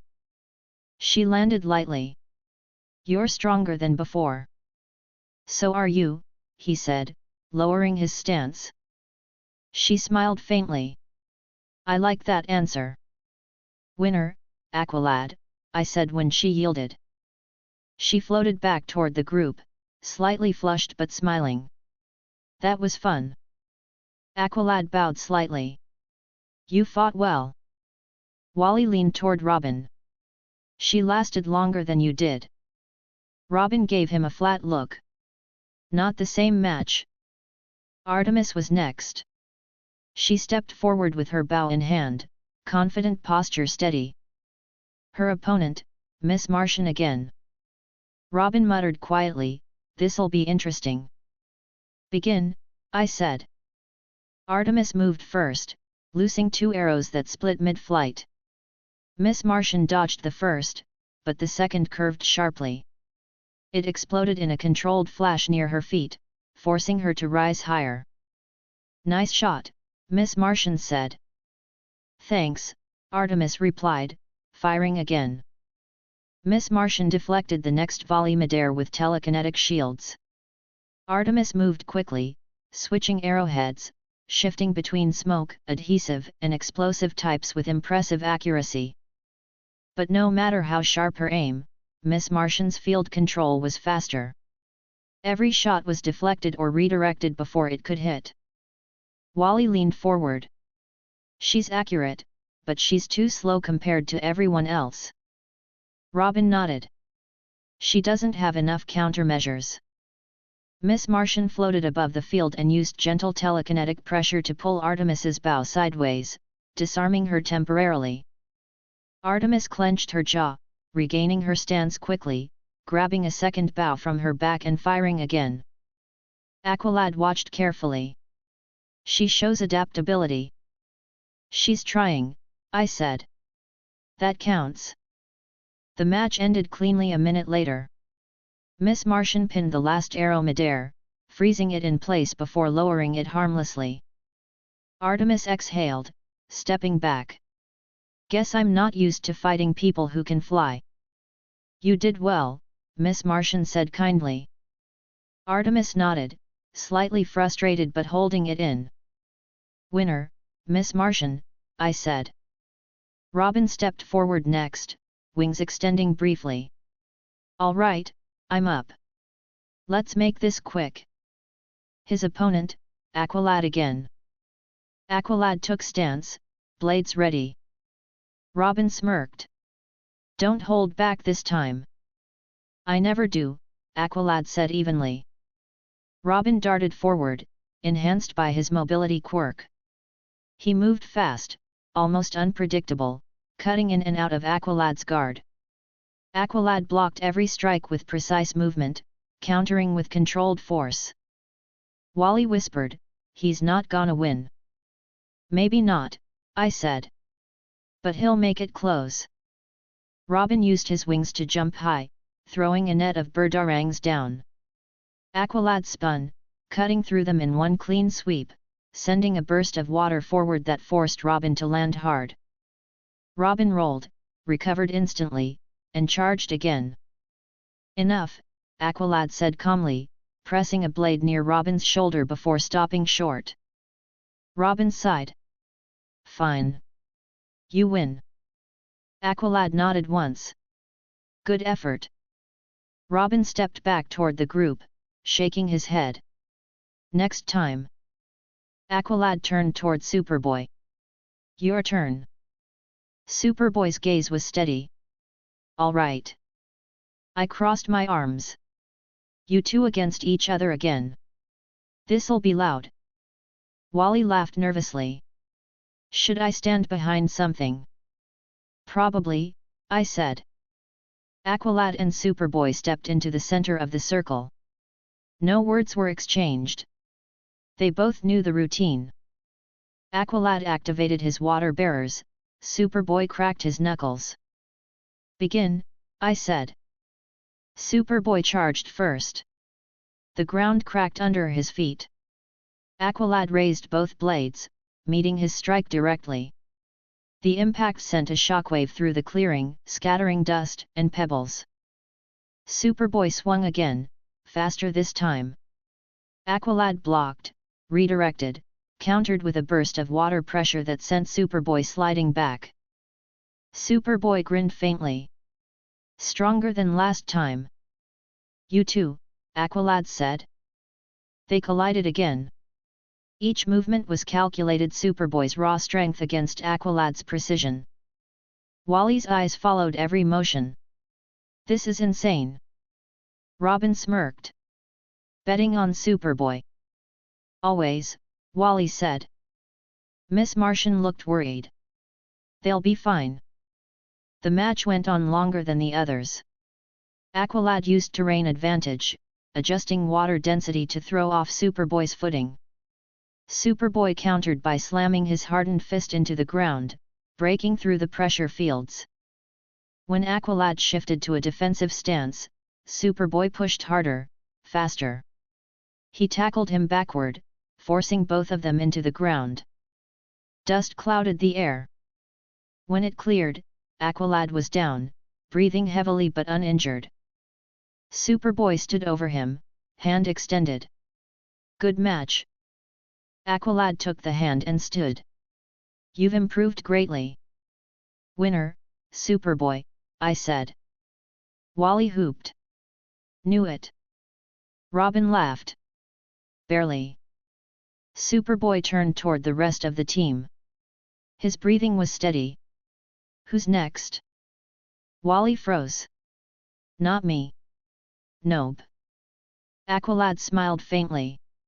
We've completed the rotation. Miss Martian floated closer. You did great. He nodded slightly, his usual calm expression returning. Artemis stood a few feet away, bow at her side. She watched the others quietly. There was no bitterness in her expression, but she knew how wide the gap was. Robin noticed. Don't worry about it. You'll get there. She looked at him. You sure? Yeah, he said. Everyone starts somewhere. Wally added, and if it helps, even with Quirks, we all got knocked around our first few times. Miss Martian nodded. It's true. Aqualad approached her. Skill develops through repetition. You will improve. Artemis nodded slowly. Thanks. I looked up from my day top hat. You're not bad. You just need time. The rest of them cheat with abilities that amplify their natural skills. You'll adapt. She exhaled quietly. Guess I'll have to. Wally grinned. At least you're not boring. She smirked slightly. You talk too much. See? You're fitting right in, Robin said. The tension eased. The team relaxed again, the air lighter. Superboy stepped aside, brushing dust from his gloves. That was good. Aqualad nodded. We will continue tomorrow. Wally groaned. Tomorrow? My legs just stopped hurting. Then you are ready, Aqualad said calmly. Robin laughed. He's serious. Miss Martian floated higher. We can all eat now. Yes, Aqualad said. Training concludes. Wally cheered quietly. Finally. They started walking back toward the base together, sunlight fading into orange across the cliffs. I followed behind, day-top pad tucked under my arm. Not bad for the day. Everyone's improving. Even you, Wally. He grinned. Thanks, boss. Don't call me that, I said. Too late, he said. Robin sighed. He's gonna call you that forever now. Miss Martian smiled. It's kind of nice. Artemis walked beside Superboy. You really don't hold back, do you? No point, he said simply. She shook her head. Figures. He looked at her. You'll catch up. Maybe, she said quietly. Definitely, he replied. The path to the base stretched ahead, sunlight washing over them as the ocean wind picked up.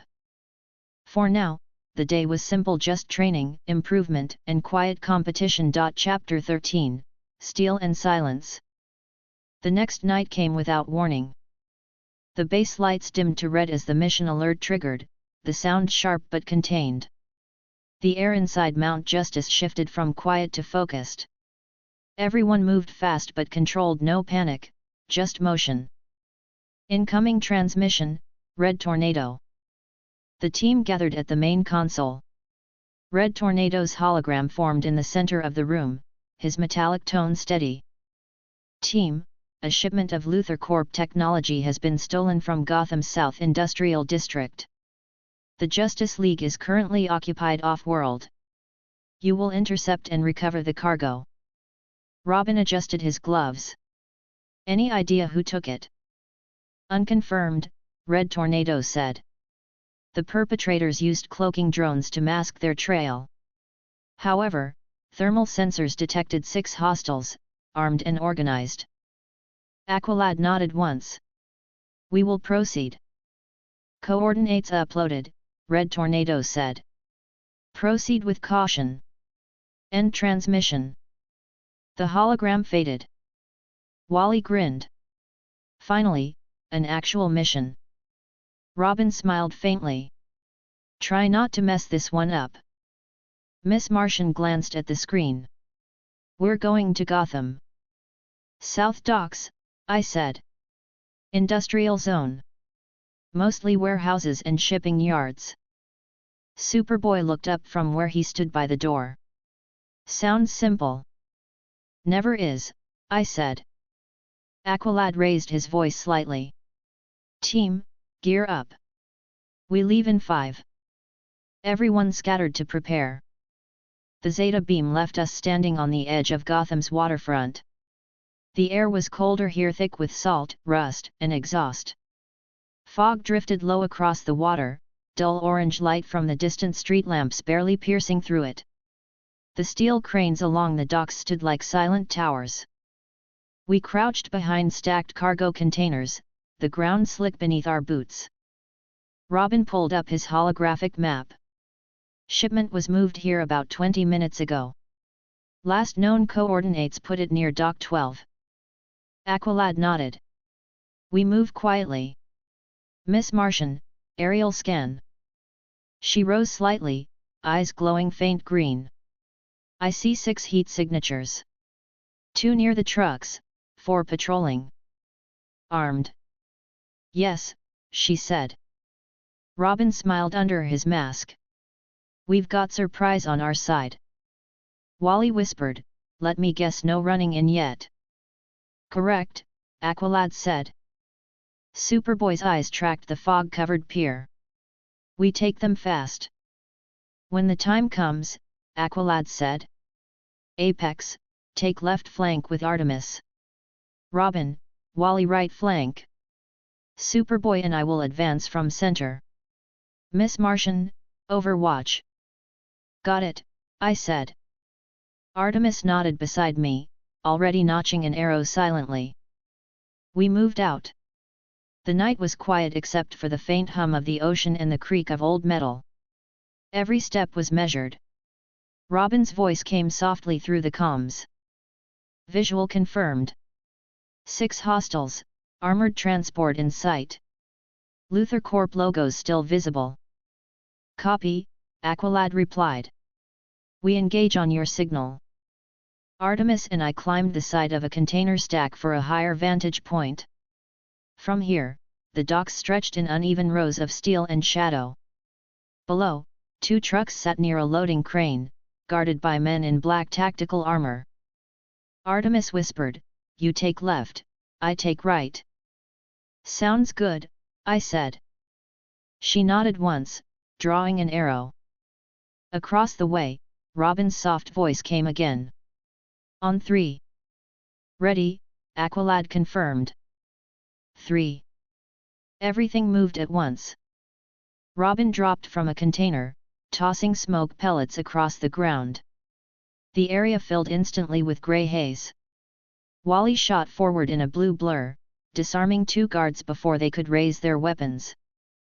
Superboy leapt from the shadows, hitting the nearest armored truck with enough force to crumple its front grille. Aqualad followed close behind, his bearers forming blades as he parried incoming gunfire, redirecting bullets harmlessly into the ground. I jumped down beside the second truck, landing silently. The nearest guard turned too late. I swept his legs out, grabbed his weapon, and jammed it back into his chest before tossing it aside. Artemis's arrow zipped past me, striking the next guard's weapon hand with precision. She landed beside me, bow raised. 2 down. "Good shot," I said. "Of course," she said simply. Miss Martian descended from above, telekinetic pressure pinning another guard before he could reach the comms unit. Aqualad called out, "Contain them. No fatalities." Superboy tossed aside the last man, who groaned and stayed down. The fog settled again, the sound of the waves returning. Robin walked toward the truck, typing on his wrist computer. Tracking the container tags. Wally leaned over his shoulder. "Find anything?" "Encrypted signal. Luthor Corp technicians broadcasting on a secure frequency. Someone tried to reroute it mid-transport." Miss Martian frowned. "So this wasn't random?" "Definitely not," Robin said. "Whoever did this knew what they were taking." Aqualad looked toward me. "Thoughts?" "Smugglers or hired hands," I said. "The real buyer's somewhere else. We just caught the cleanup crew." Artemis scanned the surroundings. "Maybe they're still nearby." Superboy glanced toward the storage yards. "Could be more trucks." Aqualad nodded. We split again. Robin, Wally check the far docks. Miss Martian, cover aerial. Artemis, Apex, with me and Superboy. Robin tapped his gauntlet. "We'll radio if we find anything." "Be careful," Aqualad said. They disappeared into the fog. We moved forward through the rows of containers. Each step echoed faintly on the metal ground plates. The smell of oil and seawater grew stronger. Miss Martian's voice came through the comms softly. "I'm picking up movement near Dock 14. 3 more signatures." "Understood," Aqualad replied.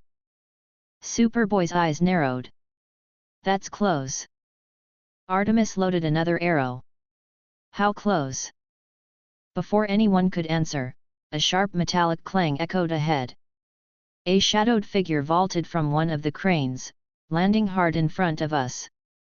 He wore a dark exosuit sleek, modified, Luthor Corp plating visible along the chest. 2 others followed, carrying compact rifles with glowing blue cores. "Hostiles confirmed," I said. Aqualad raised his weapons. "Engage carefully. Capture if possible." The first mercenary fired. Blue plasma streaked through the air, striking the ground near Aqualad's feet. He deflected the next shot with a curved water barrier, steam hissing where liquid met energy. Superboy charged forward, punching through one of the rifle barrels, tearing it in half. The shock knocked the man back several feet. Artemis fired rapid shots, her arrows detonating in controlled bursts that disarmed the second shooter. The leader lunged toward me with a shock baton. I blocked it with my forearm, catching the handle and twisting it out of his grip before striking his chest with a controlled push that sent him stumbling backward. Aqualad moved in, using his water bearers like chains to wrap the man's arms. He struggled but couldn't break free. Superboy slammed the last one into the dock floor. Done. The area went still again. Robin's voice came through the comms. We found a secondary container at Dock 15 empty. Someone already moved part of the shipment. Aqualad replied, any idea where? Still checking. Wait. There was a sharp static pop before his voice came back. Someone's jamming the signal. Of course, Wally muttered in the background. Aqualad looked toward the captured mercenary. You will tell us where the cargo is. The man laughed quietly through his helmet. You're too late. It's already gone. Superboy's hand clenched. Gone where? He didn't answer. Miss Martian landed beside us, her voice calm. I can read him. The man stiffened. Aqualad nodded once. Do it. She closed her eyes briefly. After a few seconds, she opened them again. He doesn't know the final drop point. Only that it was moved inland trucks headed for Gotham's East Corridor. Robin's voice returned over the COMM. We can intercept them on the bridge if we move fast. Aqualad looked at the team. Everyone regroup. We moved quickly, the city lights growing brighter as we approached the main road cutting through the industrial district. In the distance, two trucks rumbled along the old bridge, their headlights cutting through the fog. Targets sighted, Robin said. Aqualad gave the signal. Execute intercept. Wally shot forward first, blue propulsion flaring as he appeared in front of the lead truck. The driver swerved hard, brakes screeching. Superboy leapt onto the hood, slamming his fist into the engine block, halting it completely. The second truck tried to turn but skidded sideways. Artemis fired arrows at the tires, precise and quick. Rubber shredded instantly, forcing the truck to stop. Robin swung from a grappling line, landing on the cab roof, planting an EMP device that shut down the onboard systems. Miss Martian floated above, watching for escape routes. Aqualad stepped forward as the dust settled. Cargo secured. The truck doors opened. Inside were several large crates marked with Luthor Corp insignias unlabeled, but glowing faintly through reinforced glass. Robin scanned one with his wrist computer. Energy cells. High-density containment units. Same tech that powered the Metropolis suit. Aqualad's voice was firm. Secure everything. Tornado will send retrieval. Already on it, Robin said, transmitting the coordinates. Superboy stood near the open crates. What's Luthor even planning with this stuff? No idea, I said. But it's never good. Miss Martian landed beside him. At least we stopped it. Wally jogged up, slightly winded but grinning. See? Smooth mission. Robin looked at him. You got almost hit by a truck. Details, Wally said. Artemis exhaled quietly. At least it's over. Not yet, I said. Look. Down the bridge, more headlights appeared, 3 dark cars moving fast. Back up, Robin said quickly. Aqualad raised his bearers. Positions. Wally darted forward again, setting small charges along the ground to force them to stop. Superboy crouched beside the first truck, ready. The cars didn't slow. Miss Martian lifted a section of the bridge slightly with telekinesis, creating an incline that sent the first car swerving. It crashed sideways into the guardrail. Superboy caught the second head-on, crushing the front end before tossing it aside. Robin jumped onto the third car as it skidded. He attached another EMP, disabling it instantly. The sound of the engines faded. Now it's over, Wally said. Aqualad lowered his weapons. Good work, everyone. Red Tornado's voice came through the COMM again. League retrieval arriving. Maintain position. We stepped back as a transport aircraft descended above the bridge, the downwash stirring the fog into spirals. Batman's voice came through this time, calm and precise. Mission complete. Return to base for debrief. Robin smiled faintly. You heard him. Superboy stepped aside as League drones began collecting the crates. We did good. Wally grinned. We did great. Aqualad nodded once. Yes. The team performed well. Artemis lowered her bow. Guess I didn't slow you down too much. Miss Martian smiled warmly. You helped. You did fine, I said. Now you just need practice. Artemis looked at me. I'll take that as a compliment. It was, I said. She smirked slightly. Robin tapped his COMM. Zeta coordinates locked. Everyone ready? Aqualad gave a brief nod. Return. One by one, the team disappeared into blue light. Recognized, Aqualad. B04. Recognized, Robin. B01. Recognized, Kid Flash. B02. Recognized, Miss Martian. B05. Recognized, Superboy. B03. Recognized, Artemis. B07. Recognized, Apex. Guest 1. The mission ended as it began quietly. Chapter 14, The Debrief. The Zeta light faded, and the sound of the ocean returned. We were back inside Mount Justice. The base lights brightened automatically, replacing the night air of Gotham with the familiar low hum of machinery. Everyone moved slower now, muscles stiff, breathing even. Robin stepped out first, tugging off his gloves. Another Gotham special. Wally followed, shaking out his arms. You mean another Luthor mess? I swear that guy owns half the planet. Aqualad gave him a calm look. He is influential, but our task is not to speculate. Yet, Wally said. Just saying. Superboy crossed his arms. He's right, though. Miss Martian floated a few inches off the floor, her voice gentle. Let's wait until Batman says what happens next. As if summoned, the alert tone sounded again. Incoming transmission, Batman. Robin straightened immediately. Here we go.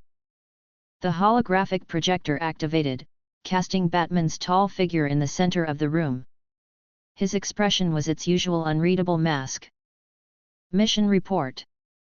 Aqualad stepped forward. We intercepted the stolen shipment at Gotham's South Docks. 6 mercenaries initially. Reinforcements arrived later but were neutralized without casualties. Batman's gaze flicked to Robin. Details on the cargo. Robin swiped across his wrist computer, projecting a smaller display beside the hologram. Luthor Corp containment units. Same design as the Metropolis prototypes. High-density energy cores, unregistered serials, modified encryption. No official shipment records. Were any active? No, Robin said. But one crate had traces of recent activation, probably what powered the Mercs suits. Batman studied the projection silently for several seconds before speaking again. Good work. League recovery confirms the rest of the cargo is secure at Watchtower containment. Wally leaned forward slightly. So, we nailed it. Batman's tone didn't shift. Yes. Robin smirked. That's the Batman version of applause. Quiet, Batman said. Robin folded his arms, grinning under his mask. Worth a try. Aqualad continued, we believe the theft was coordinated. The mercenaries had organized transport and tactical training. I'll confirm with League Intel, Batman said. Likely a private contractor. Luthor rarely dirties his own hands. Superboy muttered, he still built the tech. Batman's eyes flicked toward him briefly. He did. Miss Martian looked concerned. Will the League confront him?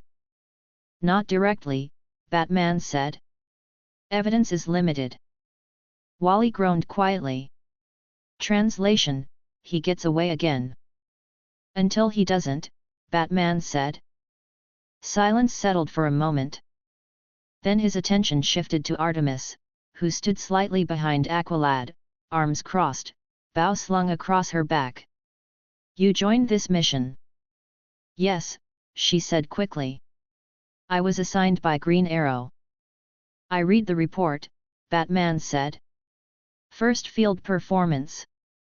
She nodded once. Yes, sir. Assessment, Batman said, glancing at Aqualad. She adapted quickly, Aqualad replied. Accuracy is consistent. Needs improvement in close quarters response time. Artemis didn't flinch. I know. Batman's gaze returned to her. You were pinned during the first engagement. Briefly, she said. I recovered. Explain the cause, Batman said evenly. Artemis hesitated. I underestimated the range on their rifles. I focused on precision shots instead of repositioning. Next time, Batman said, adjust faster. Yes, sir. Robin stepped forward. She still covered me when the second group showed up. Saved my side of the fight. Batman looked at him. Acknowledged. Artemis glanced at Robin, surprised, but didn't comment. Wally muttered, guess that's teamwork. Batman's focus shifted again. Apex. I looked up from the console where I'd been reviewing data. Yet. Your report, he said. Clean operation, I said. No civilian interference, minimal property damage. Coordination held. Everyone's improving. Artemis needs better movement timing, and Wally still talks too much mid-fight. Wally pointed at me. Hey! Accuracy matters, I said. Batman's mouth twitched just slightly. Noted. Robin grinned. That's as close to agreement as you'll ever get. Quiet, Batman said again. Aqualad continued calmly, we also retrieved encrypted data drives inside 2 crates. Robin is analyzing them now. Batman nodded. Send copies directly to me. No outside access. Already done, Robin said, typing rapidly. Batman paused briefly, then said, good. The League will handle follow-up. He turned toward the rest of the team. Your coordination is improving. Continue training drills at current intensity. The next mission will test multi-layer engagement. Miss Martian smiled faintly. We'll be ready. See that you are, Batman said. The hologram flickered for a second before fading completely. Wally stretched, exhaling. Every debrief feels like an exam. Robin smirked. You still pass, though barely. Barely. Wally said. I was the one who stopped the trucks. With help, Robin said. Aqualad raised his hand slightly. Enough. They quieted instantly. Miss Martian floated closer. He seemed satisfied. Aqualad nodded. He was. Superboy leaned against the wall again. He never says it. He doesn't have to, Robin said. Wally flopped onto the couch. I could use food. Anyone else starving? Miss Martian smiled. Always. Artemis sighed. You eat more than anyone I've ever met. Fast metabolism, Wally said automatically. Robin sat on the edge of the table, checking his screen. He says that every time. Aqualad moved toward the console to log mission data. We will rest for now. Training resumes tomorrow. Wally groaned. You mean today? It's already morning. Then rest faster, Aqualad said. Robin laughed quietly. You're not wrong. Miss Martian floated toward the kitchen, hair moving lightly in the airflow. I'll make something quick. Superboy followed her silently, opening a few containers. Wally leaned his head back on the couch. We just saved Gotham from exploding batteries, and he still wants to train tomorrow. Welcome to hero life, Robin said. Artemis sat near the far wall, cleaning her bowstring. Her expression was thoughtful, focused on every small adjustment. I walked over. You did all right. She glanced up. All right. Better than average, I said. She smirked faintly. That's a weird compliment. It's still a compliment, I said. She looked down at the bow again. Guess I need to get faster.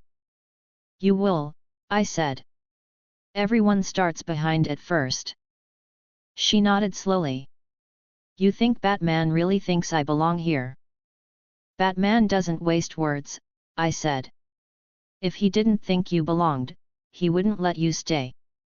That seemed to settle her a little. Across the room, Wally had already raided the fridge. We're out of energy bars again.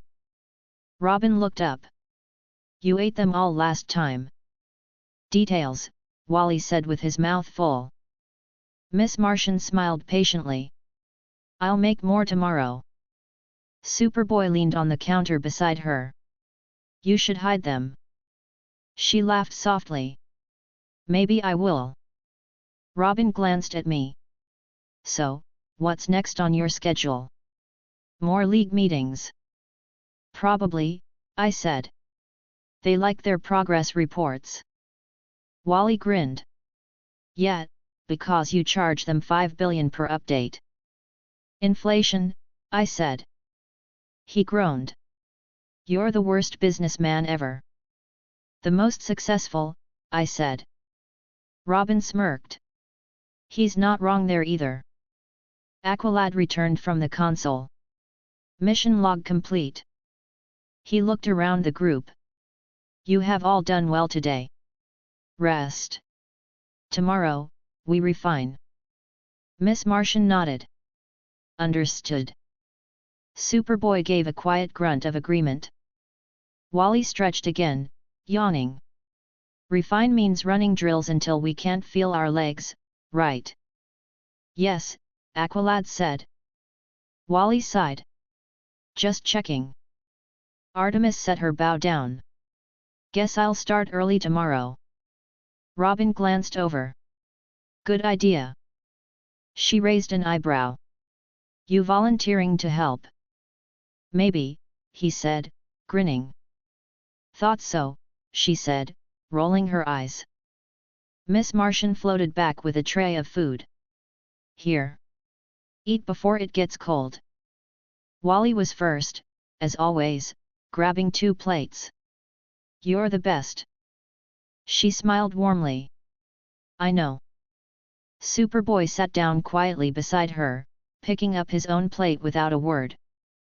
Robin took a seat across from them, balancing his computer on one knee while eating. Aqualad remained standing, watching the data feed scroll across the large monitor. His posture stayed perfectly straight, but the small exhale he gave away said more than words. The rest of the night passed slower. The base lights dimmed gradually, shifting from bright white to the soft blue glow of standby mode. Outside, waves hit the rocks in steady rhythm. Wally yawned again, finishing his food. If no one else has anything, I'm crashing. Robin waved a hand dismissively. Go ahead. You'll still be late in the morning. I'm never late, Wally said. You're just fast enough to make up for it, Robin said. Miss Martian giggled. Superboy gave the faintest hint of a smile before standing. I'll help clean up. Miss Martian shook her head. It's fine. You should rest too. He nodded but stayed anyway, stacking the plates neatly. Artemis watched them for a second before turning to me. He's quieter than I expected. Always, I said. Doesn't mean he's not paying attention. She nodded once. Robin shut off his computer and stood. All right, I'm done too. Aqualad finally turned from the monitor. Good work today. Robin grinned. Coming from you, that's like a medal. Aqualad's lips curved slightly. Then consider it earned. Robin's grin widened. Nice. Wally called from halfway down the hall. Night, everyone. Miss Martian smiled after him. Good night. Aqualad looked at me. Will you remain here? For a while, I said. He nodded once. Understood. He walked toward the quarters quietly, steps even and slow. Miss Martian and Superboy finished the dishes in silence. She floated them into the cleaner, drying her hands with a towel before heading toward her room. Superboy followed a moment later. Artemis stood, stretching. See you tomorrow. Yeah, I said. She gave a small wave and left. The base was quiet again. Only the hum of the equipment remained. Robin's voice came from the hall before disappearing completely. Don't stay up too late. I smiled slightly to myself. No promises. I sat back on the couch, glancing at the mission log still open on the main screen. Luthor Corp's logo flashed faintly beside encrypted data fragments. Batman would handle the deeper details, but for now, the team had done its part. The steady sound of the sea outside filled the silence again. It was enough. Chapter 15, The Price of Power. Morning sunlight reached through the wide hangar windows of Mount Justice, scattering across the stone floors. The sea outside was calm, its steady rhythm filling the quiet base. For once, there were no alerts, no leak transmissions, no emergency missions. Just peace. Robin sat cross-legged on the couch, tapping away at a portable holographic terminal. Miss Martian was in the kitchen area, humming softly while stirring pancake batter. Superboy leaned near the window, arms crossed, watching the ocean like it might suddenly move against him. Wally lay on his back on the couch next to Robin, a half-eaten energy bar on his chest. Aqualad was in the training room, running silent movement exercises alone. And Artemis was at the far end of the main room, cleaning her bow again, methodically adjusting the tension on the string. I walked out from the corridor, stretching lightly. So this is what a day off feels like. I almost forgot.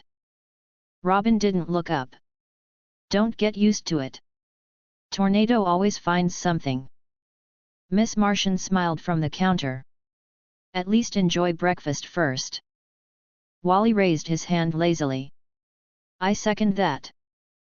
Superboy grunted his quiet approval. I grabbed a bottle of water and leaned against the counter. What's on the schedule? Nothing. Robin replied, nothing official. Perfect, I said. Aqualad walked back in, calm as ever, towel draped over his shoulders. Even without assignment, we continue improving. I have scheduled light sparring for this afternoon. Wally groaned. You call that downtime? Yes, Aqualad said without hesitation. Robin laughed softly. You walked into that one.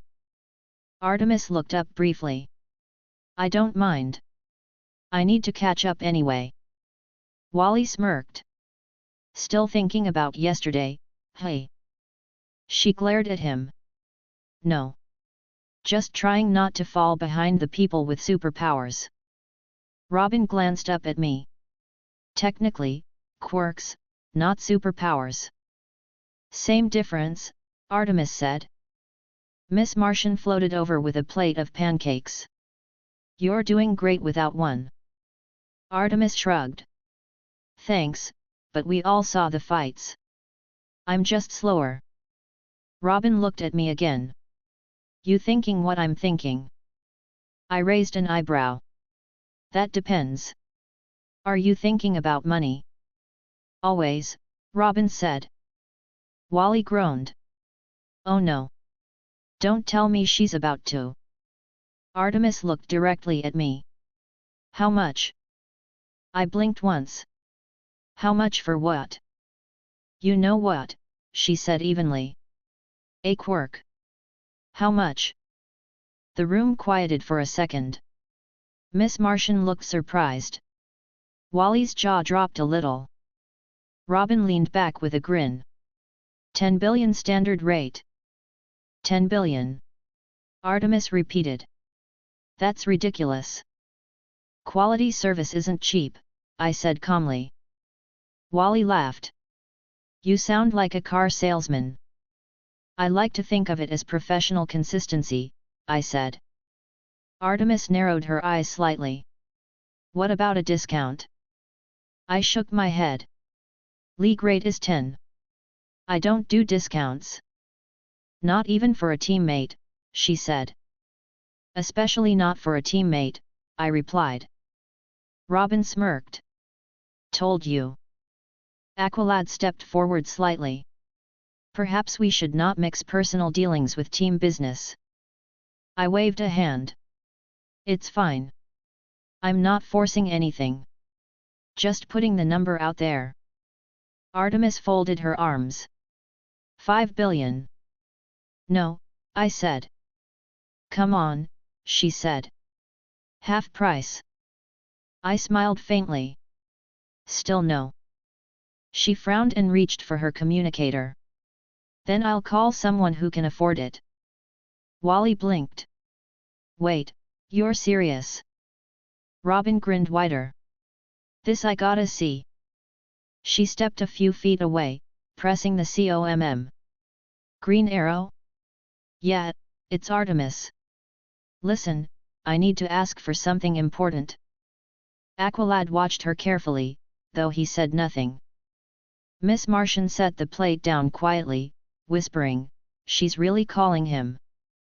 Wally whispered back, and he's gonna say no. I crossed my arms, waiting. After a moment, Artemis handed the communicator to me. He wants to talk to you. I took it, pressing the side button. Morning, Arrow. Green Arrow's voice came through, dry and slightly strained. Apex, I heard my protege wants to buy one of your little upgrades. That's the idea, I said. Standard rate. 10 billion, he said. Exactly. There was a pause. You're robbing me blind. Only slightly, I said. She's part of the team, he said. Team membership doesn't affect pricing, I said. League pays the same. He sighed audibly. And the league doesn't cover this. Correct, I said. Of course they don't, he muttered. All right, what if I make it 5? 5. I repeated, pretending to think. You're trying to bargain with someone who gave Batman a 10 billion receipt. I'm not Batman, he said. I don't print money. Robin whispered to Wally, he kinda does. I smiled faintly. 5's low. 5's what you're getting, Green Arrow said firmly. Or she waits until she earns her own $1 billion allowance. I glanced at Artemis, who was watching me closely. 5, hey. 5, he said. And that's coming from my own pocket. Fine, I said finally. You've got a deal. Figures, he muttered. Just make sure she doesn't explode or something. No side effects, I said. I'll hold you to that, he said. The line disconnected. I handed the communicator back to Artemis. Congratulations. You got a sponsor. She crossed her arms but smiled faintly. You just made a fortune. I usually do, I said. Robin leaned toward Wally. He's like a walking business class. An expensive one, Wally muttered. Miss Martian tilted her head. So what happens now? Now, I said. Now she gets her quirk. Aqualad stepped forward slightly. Are you certain this is wise? She requested it. She understands the responsibility, I said. He nodded once. Then proceed. Artemis stood in front of me, bow still on her shoulder. So how does this work again? Simple, I said. Just hold still. She hesitated. That's it. Basically. Okay, she said. I touched her shoulder lightly. Ding. New quirk generated, precision sight.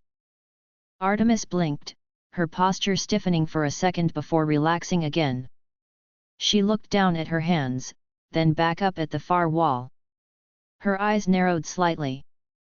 Robin noticed. Something happened. She focused on a distant target, a small screw near the far vent. She raised her bow instinctively and fired without even drawing to full tension. The arrow split the screw head cleanly. Wally's jaw dropped. No way. Robin whistled. That's new. Artemis lowered her bow slowly. Everything looks sharper. Enhanced vision calibration, I said. You can perceive micromovement and adjust trajectory instantly. It's called precision sight. Permanent. Her smile widened slightly. I'll take it. Wally muttered, now she's gonna outshoot everyone. You mean she already does, Robin said. Aqualad nodded approvingly. Effective enhancement. Miss Martian clapped her hands gently. Congratulations. Artemis looked at her, genuinely smiling now. Thanks. Robin stood up. So, another successful sale. Guess that means you're richer again. I was already rich, I said. Show off, Wally said, rolling his eyes. Artemis slung her bow across her back. Worth it. Aqualad turned toward the group. Training resumes this afternoon. Artemis, you will test control under supervision. Got it, she said. Miss Martian floated a little higher. Maybe we should celebrate first. Pancakes are still warm. Wally was instantly at the counter. You're a hero, Gan. Robin sighed. He's not even pretending to wait anymore. Superboy glanced up. He never does. Artemis joined them at the table, still occasionally testing her focus. She picked up an apple from the bowl and tossed it lightly in the air, catching it cleanly without looking. Robin watched her. You're gonna be scary with that thing. Good, she said simply. I took a seat across from them. Try not to destroy the furniture while you're showing off. Wally grinned. No promises. Miss Martian set a plate in front of everyone. The smell of butter and syrup filled the room. For a few minutes, there was nothing but the sound of quiet conversation and clinking utensils. Robin glanced at Aqualad. So what's the plan for the rest of the day? Light drills, Aqualad said. Followed by endurance testing tomorrow. Wally groaned. Why do you hate free time so much? Discipline, Aqualad said simply. Boring answer, Wally muttered. Superboy finished his plate and stood. I'll be in the gym. Aqualad nodded. Do not overstrain. He left without replying. Robin leaned back. We're gonna end up sparring again, aren't we? Yes, Aqualad said. Wally sighed. At least Artemis has a fighting chance now. Artemis looked at him. You volunteering to test that? He laughed nervously. Maybe later. Miss Martian smiled. You two could spar after lunch. Wally pointed at her. Don't encourage her. Robin chuckled quietly. I leaned back in my chair, watching them. The atmosphere was lighter than usual. Even Artemis seemed relaxed now, twirling an arrow between her fingers absent-mindedly. Green Arrow's call had gone smoother than expected. 5 billion was still a profit. The League would probably notice the transaction soon, but Batman wouldn't care enough to question it. Artemis finished her food, stood, and stretched. I'm gonna train for a bit before the drills. Robin called after her. Try not to destroy anything valuable. She smirked. No promises. Aqualad watched her leave, then turned toward me. She seems confident. She earned it, I said. Miss Martian gathered plates quietly. She's happier too. She needed something to prove herself, Robin said. Now she has it, I said. Wally leaned his head on the table. I hate how calm you sound about charging people billions. It's a gift, I said. He groaned. Figures. Miss Martian laughed softly, finishing the dishes. The sound of Artemis's arrows echoed faintly from the training hall, each shot clean, fast, and precise. Aqualad listened for a moment before turning back to the team. Good progress. Robin nodded. Yeah. She's definitely one of us now. Chapter 16, Signals in the Fog. The afternoon sun sat low over Happy Harbor when we started the retest. The wind moved steady across the rocky field behind Mount Justice. The ocean hit the cliff below in even rhythm. Artemis stood 20 meters from a line of small steel plates I had set into a ridge. Her bow was raised, breathing measured, eyes narrowed. Focus on cadence, Aqualad said calmly. Breathe, acquire, release. Repeat. Artemis exhaled. She drew and fired.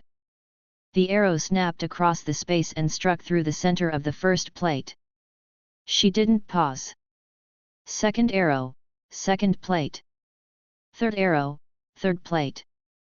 Every shot landed dead center. Wally whistled from the sideline.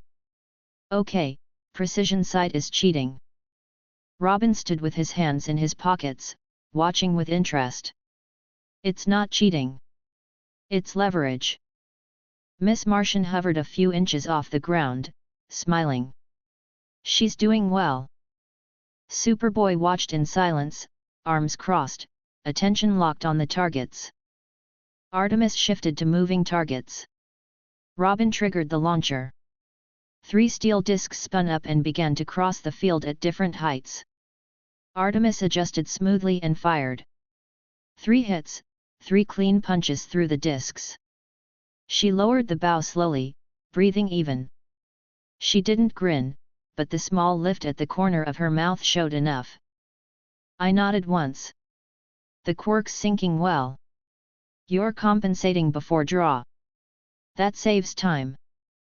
She rolled one shoulder. It feels natural. I can tell when an angle is wrong before I release. Good, Aqualad said. We will run the exercise at higher speed. Robin started tapping out the next setting. The discs reset. The bass alert tone cut through the wind. We all turned toward the entrance tunnel as the hall speakers carried the voice across the outdoor space. Incoming transmission, Red Tornado. We stepped inside quickly. The main room's lights came up. Red Tornado's hologram formed over the console, orange eyes set and steady. Team, he said, Gotham City is reporting irregular energy readings near the South Industrial District. The signature matches yesterday's recovered Luthor Corp containment units. Robin was already typing. Same docks. Adjacent yards, Red Tornado said. Readings are intermittent and masked. Batman requests a discreet investigation. Aqualad straightened. Understood. Team, gear up. Stealth approach. Non-lethal engagement. Wally lifted his hand. Permission to actually run this time.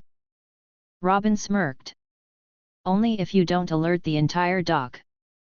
Wally clutched his chest like he had been wounded. You hurt me.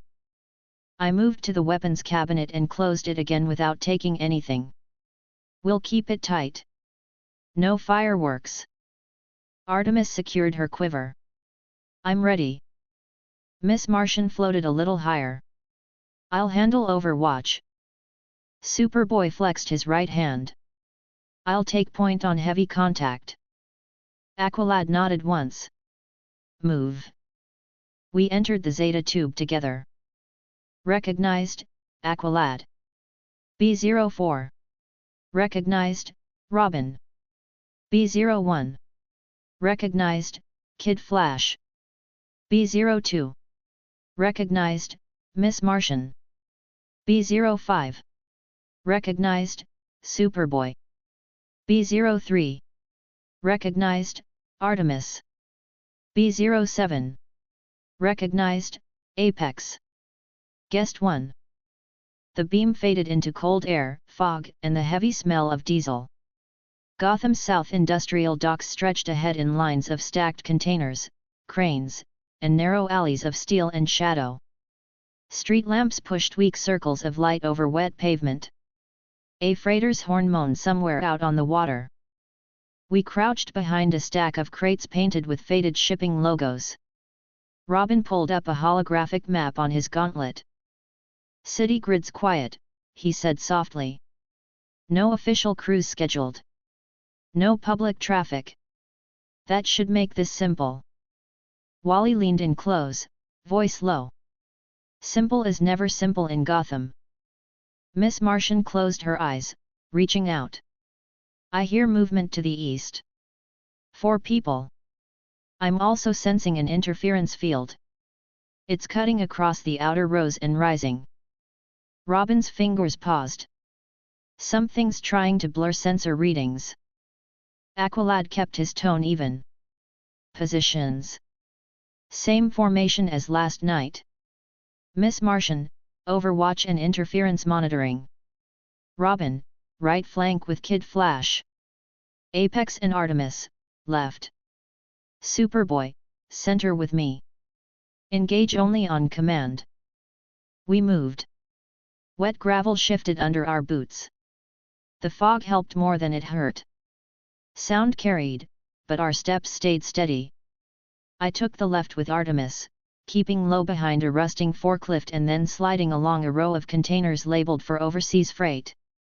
The air was colder on this side, and the faint buzz of industrial lights hummed above everything else. Artemis tapped my arm and pointed. A lid on a crate ahead sat slightly askew against its seals. No visible guards nearby. She adjusted her bow and signaled that she'd cover. I nodded, stepped forward, and lifted the lid with controlled pressure. Inside sat a compact unit the size of a large backpack. The casing matched the recovered containment cells. Under the glass, a small energy core pulsed with a steady glow. The casing was open, and a coil had been attached by hand, wires spliced in and routed out through the crate wall toward the far side. Robin's voice came through my COMM. We've got an open core too on this side. Someone's testing something. Copy, I said. We found a modified casing. Output coil added. Miss Martian's voice cut in, a little tight. The interference is rising. It's not static. It's pulsing on a cycle. Wally's voice followed. Translation. Robin said, it's pinging for something. Or someone. I met Artemis's eyes. Quirk resonance, I said quietly. She frowned. You're sure? Feels like it, I said. Not exactly the same, but close. Aqualad's voice stayed steady. We will verify. Do not touch the core without instruction. I closed the crate and set the lid back. We moved to the end of the row and looked across a narrow lane. On the other side, a warehouse door stood open. Yellow light spilled onto the wet ground. Shadows moved inside. Aqualad spoke softly. We proceed to the open door. Artemis, Apex, hold on the left. Robin, Kid Flash, right exterior. Miss Martian, suppress interference if possible. Superboy, on my mark. Ready, Superboy said. I checked the far edge of the lane. 2 figures in tactical suits stood just inside the doorway. They wore dark visors and standard magnetic rifles. The rifles had new attachments near the grip's small cylinders that hummed faintly. That hum matched the core pulse. Artemis took a knee and raised her bow. She nodded to me. I leaned out just enough to get a clear view and then slid back. Aqualad counted down in a whisper. 3, 2, 1. Robin's smoke pellets hit first and rolled across the doorway. Grey fog swept into the light. Wally was already moving, a blue flash cutting a narrow arc that knocked both rifles aside. He slid back as Superboy stepped through the doorway and grabbed the nearest mercenary by the chest plate, lifting him cleanly. Aqualad followed, blades up, deflecting a shot from deeper inside. More fire came from within. Superboy pushed forward through it, hardened, unbothered. Miss Martian landed above the doorway and sent a telekinetic wave inside. The rifles rose from hands, spun, and dropped to the ground. Artemis shifted and fired 2 shots through the smoke.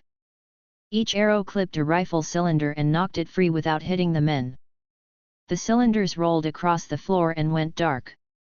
She grabbed a third arrow, exhaled, and pinned a control panel with a soft thunk. The door controls sparked and died. We moved into the warehouse. Rows of work tables filled the floor. The room smelled like solder and solvent. Stacks of open containment units sat with panels removed and wires pulled out. 3 men sprinted toward a side exit. Superboy covered the distance in 3 steps and blocked the door with one arm. They stopped fast. Aqualad's voice stayed calm. Stand down. One of the mercenaries laughed nervously. You don't even know what you're stepping on. Robin came in fast, sliding across a table and yanking a portable drive from the main workstation mid-sentence. That's why I brought a souvenir. Miss Martian's focus shifted. There's something else. A second signal under the main floor. Wally leaned to the side, squinting at a seam in the concrete. Trapdoor. Robin swept a small device across the floor. The readings spiked. He flipped open the seam with a thin pry tool, exposing a recessed hatch with a clean keypad. He looked at me. Want to do the honors? Gladly, I said. I crouched, touched the keypad, and created a one-use steel key shaped to the lock's interior. I slid it in, turned, and pulled.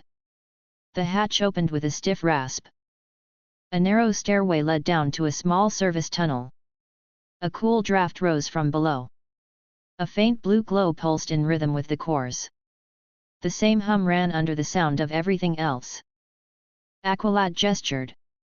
Robin, Apex, with me. Artemis, Kid Flash, hold the main floor and secure the suspects. Miss Martian, monitor. Superboy, hold the exit.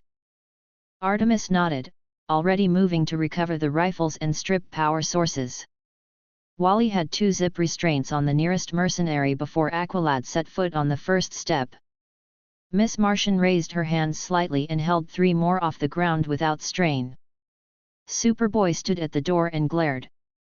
That was enough. We descended into the tunnel. The space ran under the warehouse to a small sub-room with reinforced walls. 3 containment units sat wired in parallel to a node the size of a crate cooler. The node's screen showed a simple bar cycle that rose and fell every 6 seconds. On the wall behind it, a faint camera lens glowed red. A mounted dish pointed at the ceiling. Robin's eyes narrowed. They're scanning for us. Or for something like us. I stepped closer and watched the cycle. My body recognized the cadence the way a musician recognizes a tempo. Jet Quirk gave me an odd awareness of movement. Creation Quirk gave me the exact shape of material output. The pattern was similar to the way Quirks made themselves felt inside me. Not identical. Close enough. Someone's looking for Quirk signatures, I said. These cores are stable batteries. The node's the scanner. Aqualad gave a small nod. Disable it. On it, Robin said. He slid under the node, reached up with a slim cable, and jacked in. Encryption's cheap. They wanted fast more than safe. He worked fast. Give me 20 seconds. The screen flashed once. The cycle slowed and then stopped. The dish lowered with a soft mechanical click. Robin pulled the cable and stood. Done. Power down and wiped. He popped the side panel free and yanked the short-range transmitter board for good measure. Now it's dead. The camera eye still glowed red. I stepped over, placed my palm over the lens, and grew a thin steel shutter over the opening. Now it's blind too. Aqualad glanced to the side bench. What is that? He pointed at a tablet-sized diagnostics pad still cycling an active window. Robin picked it up and flipped the display. It showed plotted curves, labels, and timestamps. A series of 4 lines sat marked with initials rather than names. One line had a higher amplitude. Looks like recorded response curves, Robin said. You're right. This is Quirk mapping. They were tracking different users. Different power pulses. From who? I asked. Robin scrolled quickly. Not labeled. Just windows. The windows line up with Gnome League activity last night. And us. He stopped, frowning. The highest ones from when Superman visited Mount Justice. Aqualad kept his voice even. So this network registered Dark Shadow's activation. Looks that way, Robin said. They were listening the whole time. Or they got lucky with a scan window. Either way it means they can do it again. Miss Martian's voice came through the comms. I have company outside. 2 more trucks just turned into the yard from the highway. They stopped 50 meters from the warehouse. Wally's voice followed. That's late reinforcements. Superboy's tone was flat. I can stop them. Aqualad replied quickly. Hold position. Do not engage until we regroup. He looked at Robin. Bring the data. Apex, strip the scanner node as proof. Then move. I stepped to the node, placed my palm on the casing, and grew a solid internal clamp across the main bus rails. The hum halted. I pulled the power links and lifted the node straight out of the frame. Heavier than it looked, but manageable. We headed up the stairs fast. The warehouse floor was controlled. Artemis had everyone restrained, rifles unloaded, cylinders removed, and stacked neatly. Wally had taped out a messy perimeter line on the ground. He grinned. You missed my best work. Art display later, Robin said. We're leaving. Miss Martian drifted close to the ceiling and peeked through a high window. They're waiting by the trucks. 6 outside, 2 in the cabs, 2 more inside the warehouse across the lane. Aqualad looked at the group. We keep this quiet. No public scene. We move left across the outer service lane and out the south fence. Robin, smoke. Miss Martian, keep a soft push on their aim. Artemis, precision shots on tires if they follow. Kid Flash, clear obstacles. Superboy, block only if necessary. I lifted the dead node. I'll carry the science project. Robin triggered smoke. It rolled across the doors and out into the yard.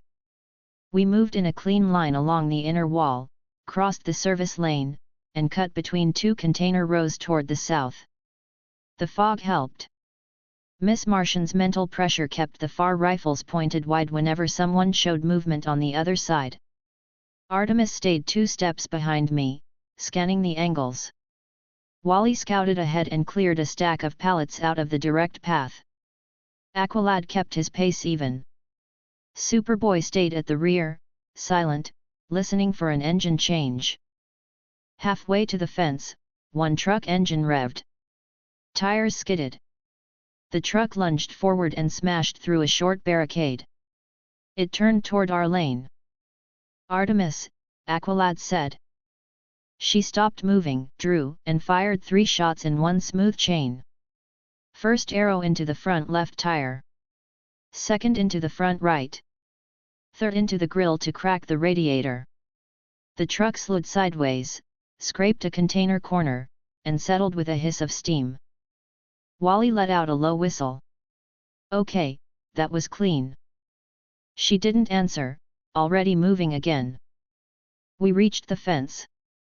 Robin cut the power to the panel with a compact charge, popped the latch, and slid the gate open. We moved through and closed it again behind us. Aqualad tapped his COMM. Red Tornado, package recovered. Evidence suggests quirk mapping from modified Luthor Corp cores. Data in hand. Request immediate pickup at safe coordinates Delta 6. Acknowledged, Red Tornado said. Drop point relayed.